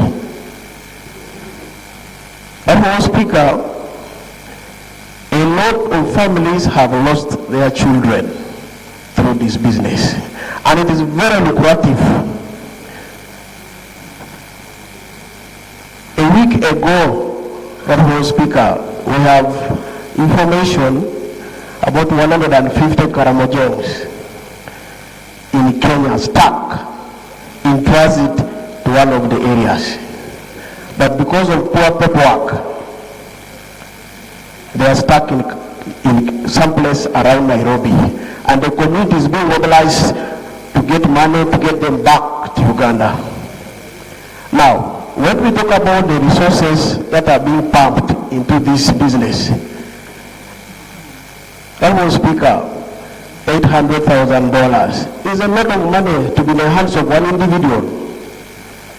And this is money that has been contributed by poor Ugandans in a bid to look for survival. We need to dig deeper where this money is going. Who, at the end of the day, Honorable Speaker, you said it all the other day in Kololo. You said it all. And it was in the open. And I want to congratulate you for saying that.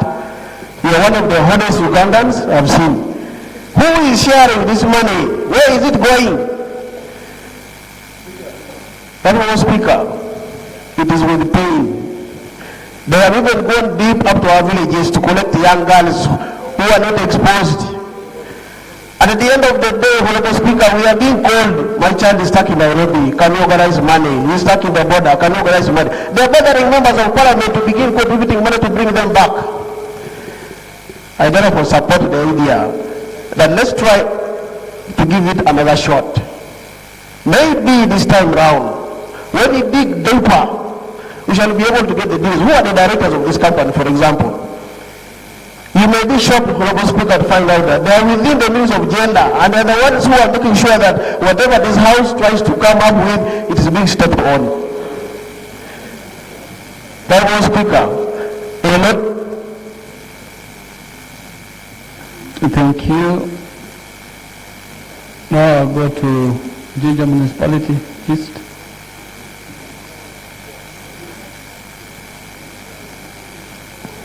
Thank you so much, Right Honorable Speaker. Right Honorable Speaker, I stand to support the motion as moved by my brother, Honorable Mwine Mpaka. Right Honorable Speaker, to contextualize the debate, Honorable Mpaka raises a very pertinent issue that public funds finds themselves in a personal account of an individual. And for that matter, it becomes a public account by law. Nothing should stop us from investigating that account.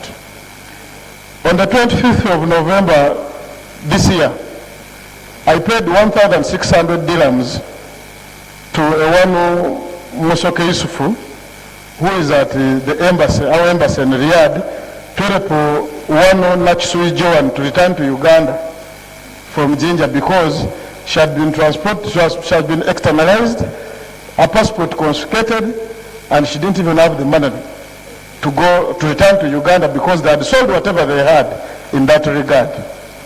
It is very disheartening, Honorable Speaker, that funds which would have gone a long way in helping children who are in that state actually are put to personal use. What is an issue now is as to whether we should investigate this matter or not. Honorable Speaker, we are just in the wake of the anti-corruption work. Today, as I was walking to Parliament, I was stopped by a staff in the Ministry of Finance.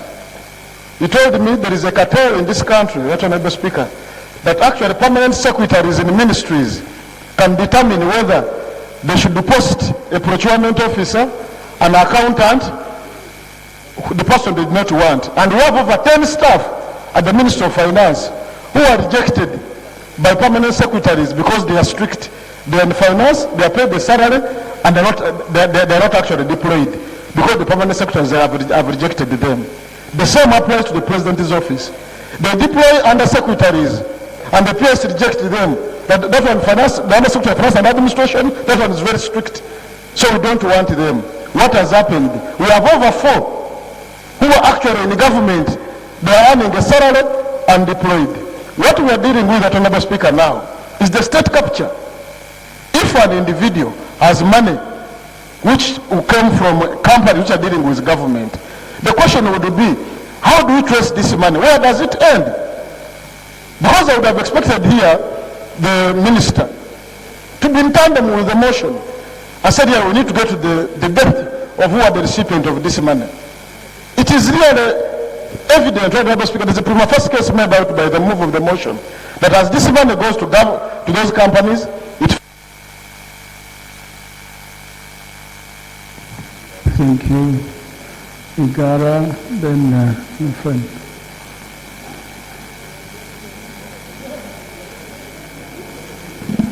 Thank you very much, Mr. Speaker, sir.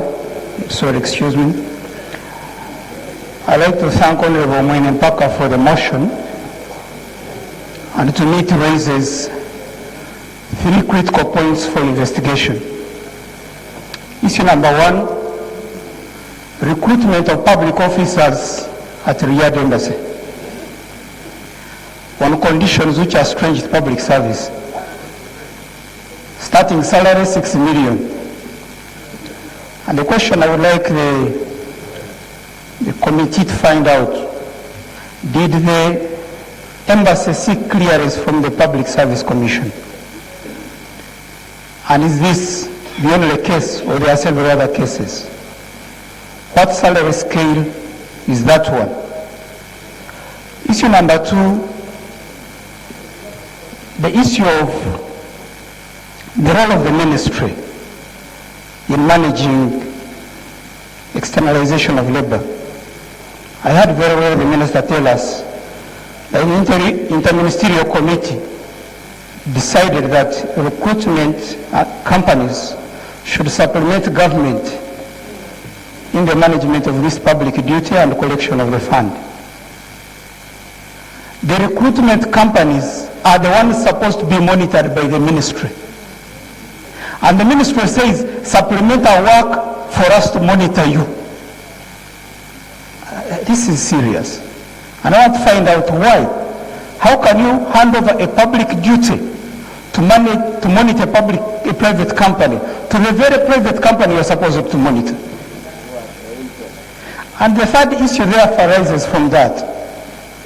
To what extent should the ministry be held accountable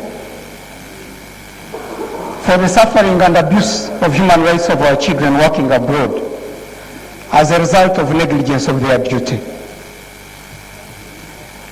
Finally, Mr. Speaker, The minister said, where are funds belong to a private company and are outside the eye of parliament because they are their own private matter.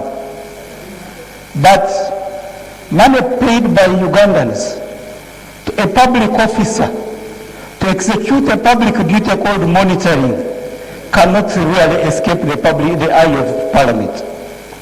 We must investigate this and find out the broader question of how is this fund managed? How much is in this fund? Why is the minister asking for a supplementary budget and yet is not interested in the money which is collected under her ministry? But also the wider... Thank you. Bale Municipality. Thank you very much, Mr. Speaker. Mr. Speaker, I stand to support the motion of Honorable Mpaka because the issues he raised in his motion are not covered in the Committee of Labour. Mr. Speaker, it's very surprising. The Ministry of Labour should have been handling the externalization of labour. Honorable Janet Mukwai, a good friend of mine, appeared before us. And we told her of the problems Ugandans are facing abroad. It's very painful, Mr. Speaker, that Ugandans are suffering, that this is blood money. And this money is put on an account of one person. And this one person was recruited as a local staff in the mission in Riyadh by Ambassador Muhammad Senyomo.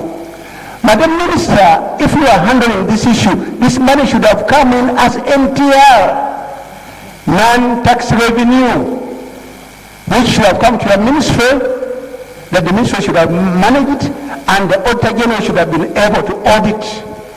But you form companies, you leave all powers to the companies, and these companies get money, and the money is handled by a single person, Iwan Yassin Abdul Aziz Musoke, recruited locally by the mission, and he's sitting in the mission while he's handling money of a private company. How does this come? Does the Auditor General audit this money, and this person is taking this money on his personal account? This is indeed very unfair that the ministry you are there. Even one time I advised you that even if you didn't have how to handle the externalization of labor, I told you to go to the ILO in Geneva and look at the memorandums of understanding signed by the Philippines. The Philippines have got more than 10 million people working abroad, and the government is very concerned and is handling the issue of their people working abroad. But you have abducted from your duties, and you have passed this to private individuals, and they are making blood money. Ugandans are suffering, they are being tortured, they are dying, and you are here protecting private companies. Every time you come and talk, you seem to be on the side of these private companies. You don't even mind about Ugandans who are suffering, who are dying. So, Mr. Speaker, I support that we put up a select committee to investigate this matter, because in the committee chairman's report that is already out, they don't even talk about this money, the $800,000 on the account in this Kampala Road down there. They don't talk about it. So that's Gulu Municipality.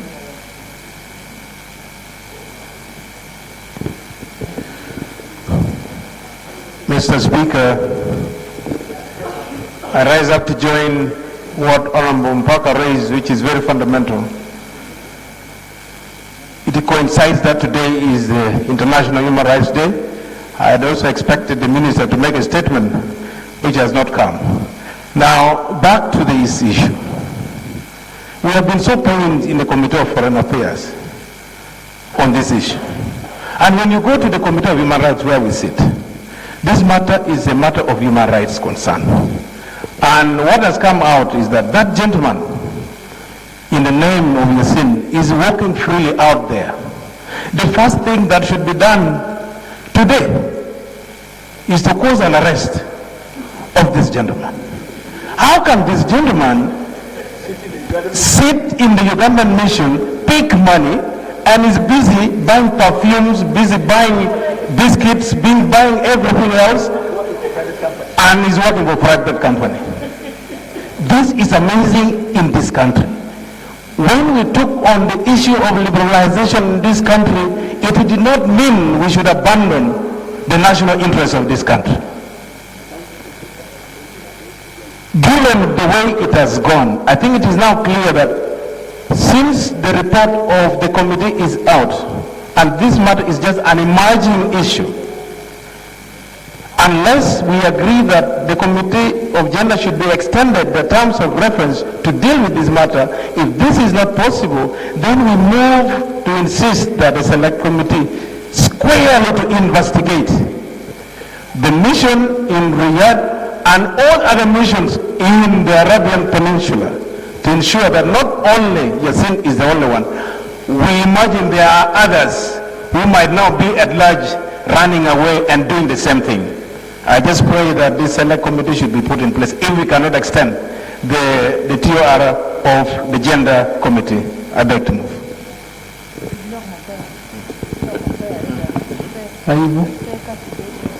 No. Thank you, Right Honorable Speaker.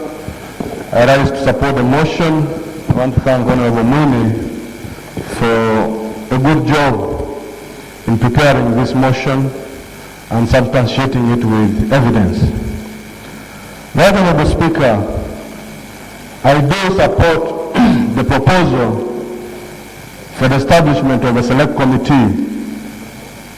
Mr. Speaker, if you look at these documents that Honorable Muni has submitted, you will find a lot of authenticity in them, and that is to indicate to us the magnitude of the problem at hand. On the floor of this House, we have debated severally the issue of externalization of labor. Mr. Speaker, it's a bit worrying to listen to some of the ordeals of our children who go out in the wilderness to work. Every day I'm at Entebbe, I see a contingent of girls dressed, covering their heads. At one time we were together with Honorable Jack Wamai, and he had time to go and speak to some of these girls. And of course, one will get convinced that indeed they deserve to go out there and work. But what they go through later is painful. Mr. Speaker, how this money is collected starts right away from here. When these companies advertise inviting these young children of ours to come and do interviews, those who go through have to make some payments. That's why the other day when Nakalem arrested one of the proprietors of these companies, a number of youth came up asking for their money that they had paid to these companies to the tune of 2 million, 3 million.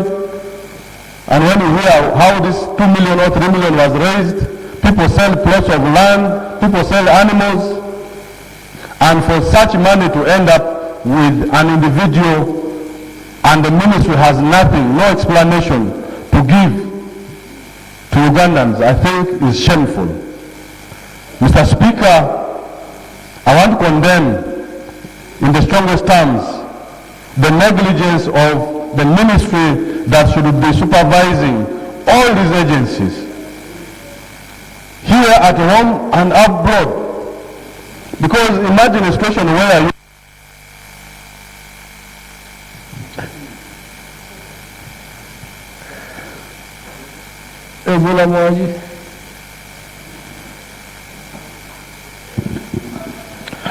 Thank you very much, Right Honourable Speaker.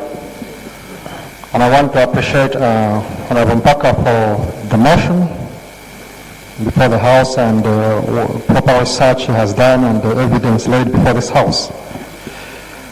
Mr. Speaker, I do not think there is a single member in this House who is so callous, that is completely insensitive to the pains our sons and daughters go through when they go to these countries in search for jobs. I think we share in the pain. We all witness the experiences these people go through, the torture, and it is a concern for all of us. Mr. Speaker, I'm saying this because of the proposals some members are putting forward. Despite the fact that you have made a ruling, which I would not want to depart from, some members continue to say that there is need to create a select committee. Even immediately after you had made a ruling, the next speaker said the same thing. But our rules are clear. First of all, for a select committee to be created, to be formed, it has to be by motion or notice to the House. And we have a motion before this House. And the motion is clear. It says the gender committee should investigate this matter. I'm wondering why we want to bend our rules, which ourselves adopted before this committee, as a House. And Mr. Chairman, Mr. Speaker, it is in our rules that if there is any special skill that a committee needs, it is within and catered for in our rules that the committee can actually call for that peculiar skill to be provided before the committee. I'm wondering, if I may ask honorable colleagues, where do you think the select committee is going to come from if it is not from within this House? And the gender committee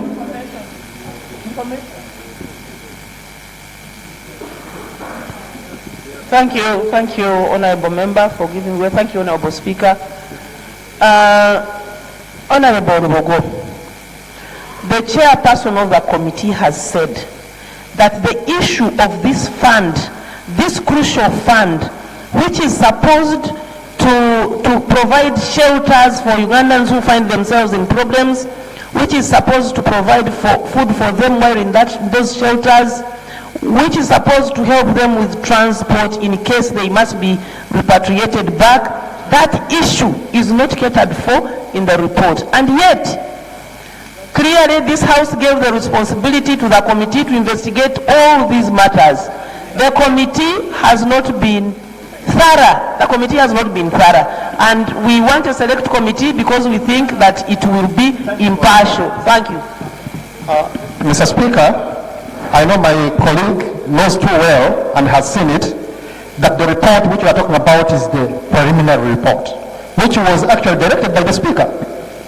And the point being preliminary, it means that we have a conclusive report which is yet to come.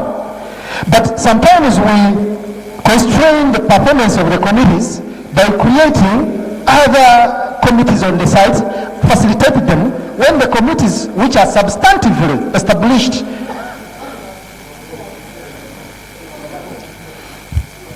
Honourable members, let's clear a few things and see how we go. I think the debate has been long enough, but let's clear a few things. One, I'd like to ask you, do we want this parliament to stop externalization of labor?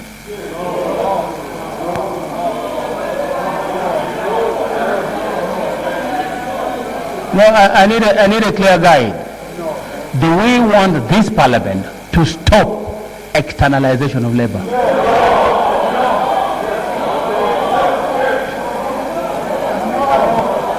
Of course, the answer is no. Honourable members, the debate has been intensive, but in all these debates, can I have some order, members? In the end, what will work is what will count. I sit in the Parliamentary Commission. What will work is what will count. We can decide to create a committee, and the committee will sit up to the end of this Parliament. The because there will be no resources to facilitate them. Is that what you want, Honorable Member from Mbale Municipality? So we are just doing showbiz again here? I thought we were serious. No, for me, I was under the mistake that we were serious about this matter.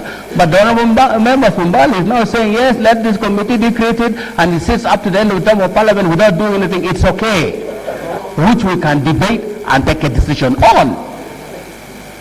What will work is what will count for those people and those families that have children stranded in those places.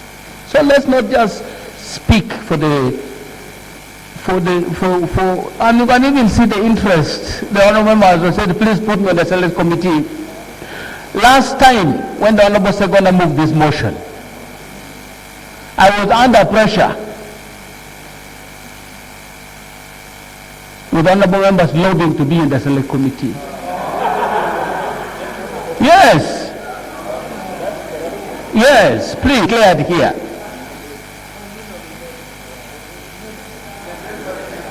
So, for me, my sentiment is this matter is so serious that we should handle it properly.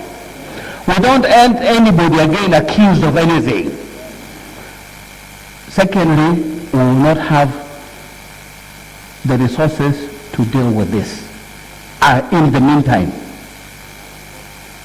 Thirdly, the timing. We all know what is going on. Don't let anybody tell me that they don't know what is happening at the moment with our engagements.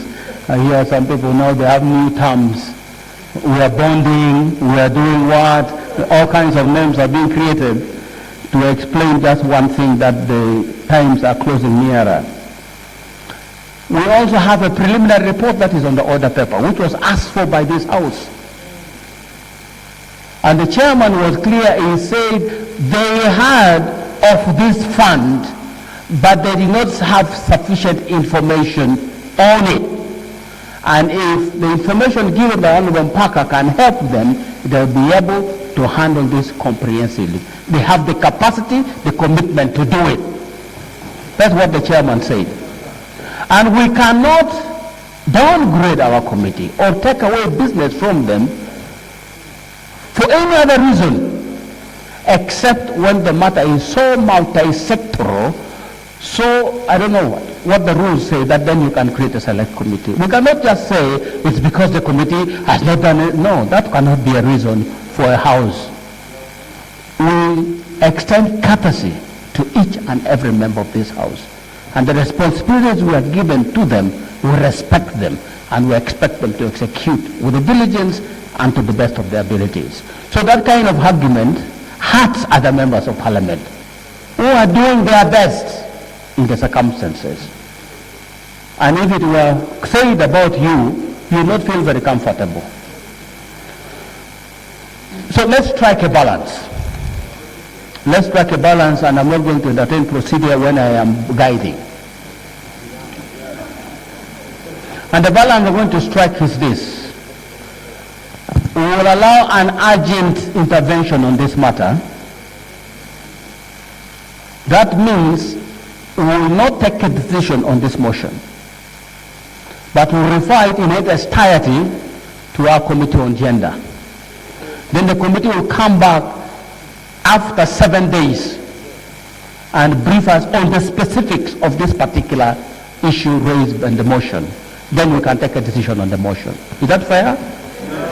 If it is fair, honorable members, this motion stands substantially referred to the Committee on Gender to handle and report back to the House, and we see how to proceed from there. Next item. Item 4. Motion for a resolution of Parliament on alteration of boundaries under Article 179, Section 1A of the Constitution, and declaration of cities under Section 7.2A of the Local Government Act, CAP 243. Honorable members, we seem to have the same situation that we faced on Thursday last week. For purposes of our rules of procedure, these items are important, and they cover item number 4, 5, 6, 7, 8.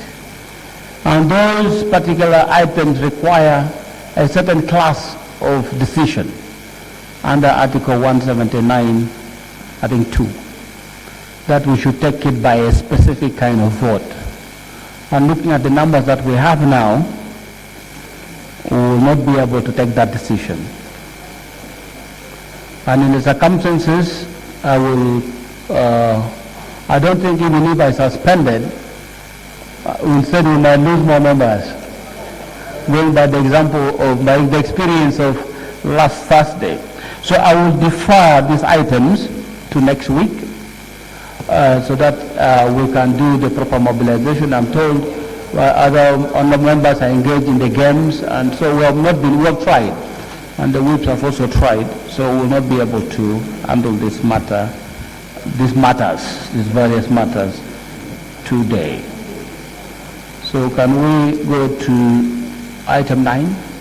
Item 9, motion for a resolution of Parliament under Section 51 of the National Environment Act 2019, Act number 5 of 2019, to approve the National Environment Declaration of Kalangala, Itanda Falls Special Conservation Area, Order 2019. It's not Kalangala, it's Kalagala. They look very similar, but they're different. Honorable members will recall, can we have some order?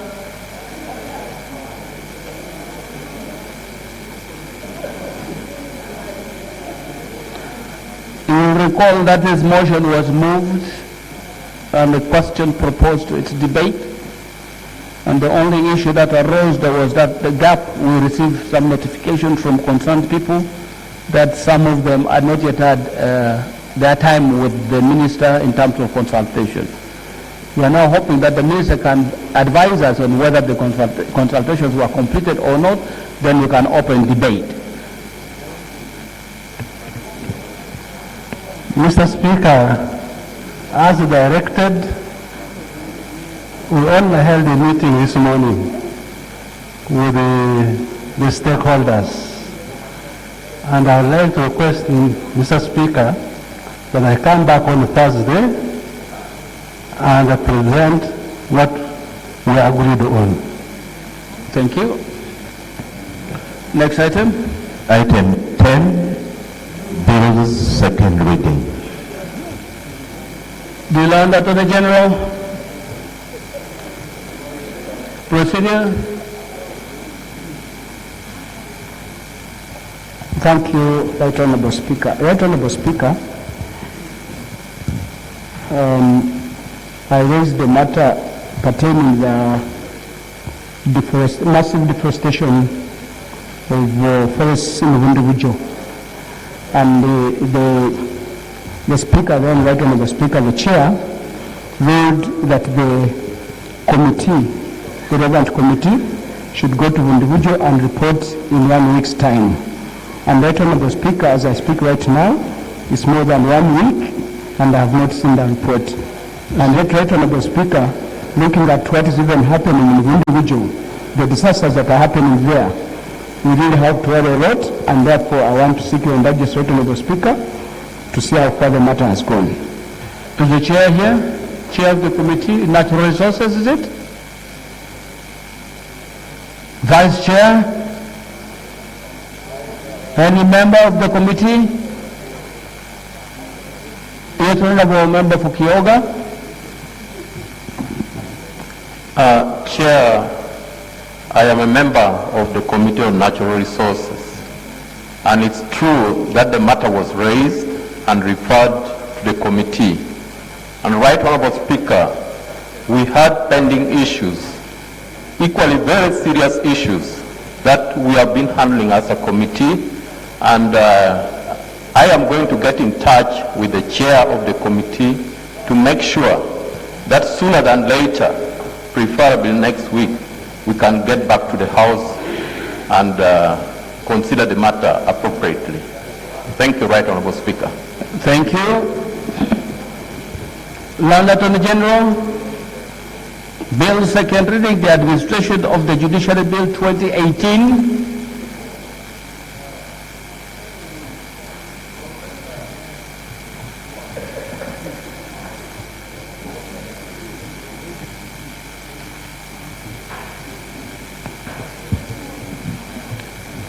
Referable Speaker, and just to guide, you made your motion was moved, question was proposed, and the House is ready to debate.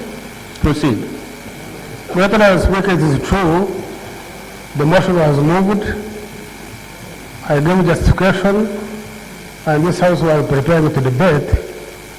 But at that time, I informed the House that no events had occurred, and we as government were still consulting.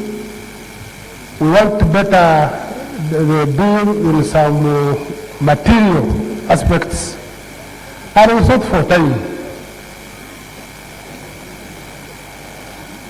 We have carried out consultations. We have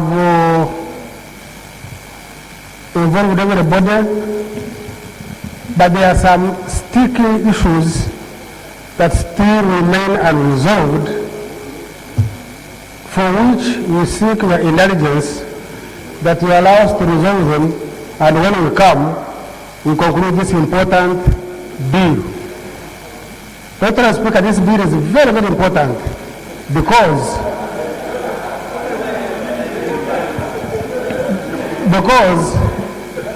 it is a bill that is supposed to implement the doctrine of separation of powers so that there is independence of the judiciary as opposed to the situation how it has been.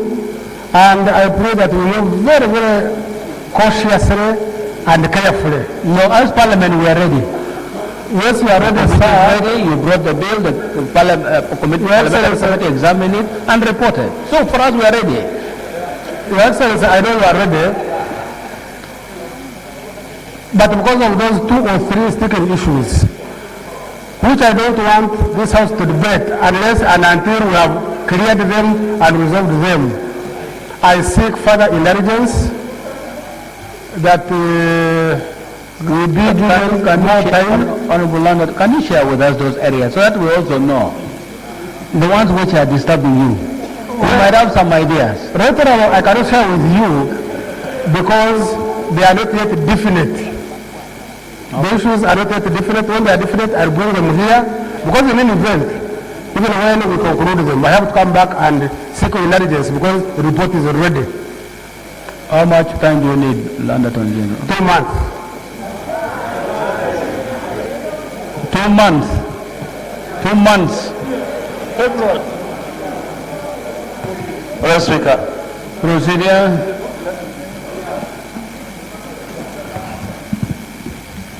Mr. Speaker, this bill is a property of the House and is on the second reading. And the motion was already presented by the mover of the bill. And the bill touches one of the 3 arms of government, a very critical institution called the judiciary. But the mover of the bill has been deliberating with proceeding with the bill and talking about matters which I believe can be moved at any stage of the bill, especially when the bill comes from this stage. Is it procedurally right for the Land Attorney General to drag this House and continue requesting for postponement of his own bill when the House is ready to debate and pronounce itself on the bill once and for all? Honorable members, further, yes. You know, this thing of further procedure, I don't know where it is in the rules. Honorable members, it is true that once the motion for second reading is moved, what we debate is not the provision of the bill, it's the principles of the bill. Do we agree to the principles of the bill? Is it for good purpose? Does it serve a good purpose for this country, that it help in any way, that it improve on the existing body of laws that we already have. Those are the principal questions of principle that we'll be debating. And once we pass that stage, we adopt the principles, we take that vote on second reading. Then now we go to the committee stage of the bill, where they are dealing with the actual provisions of the bill. Maybe that will be a proper time for you now to go specifically and deal with the clauses of the bill and, deal with their consultations specifically, not on the general issues again, but specifically on the principles of the bill. On the provisions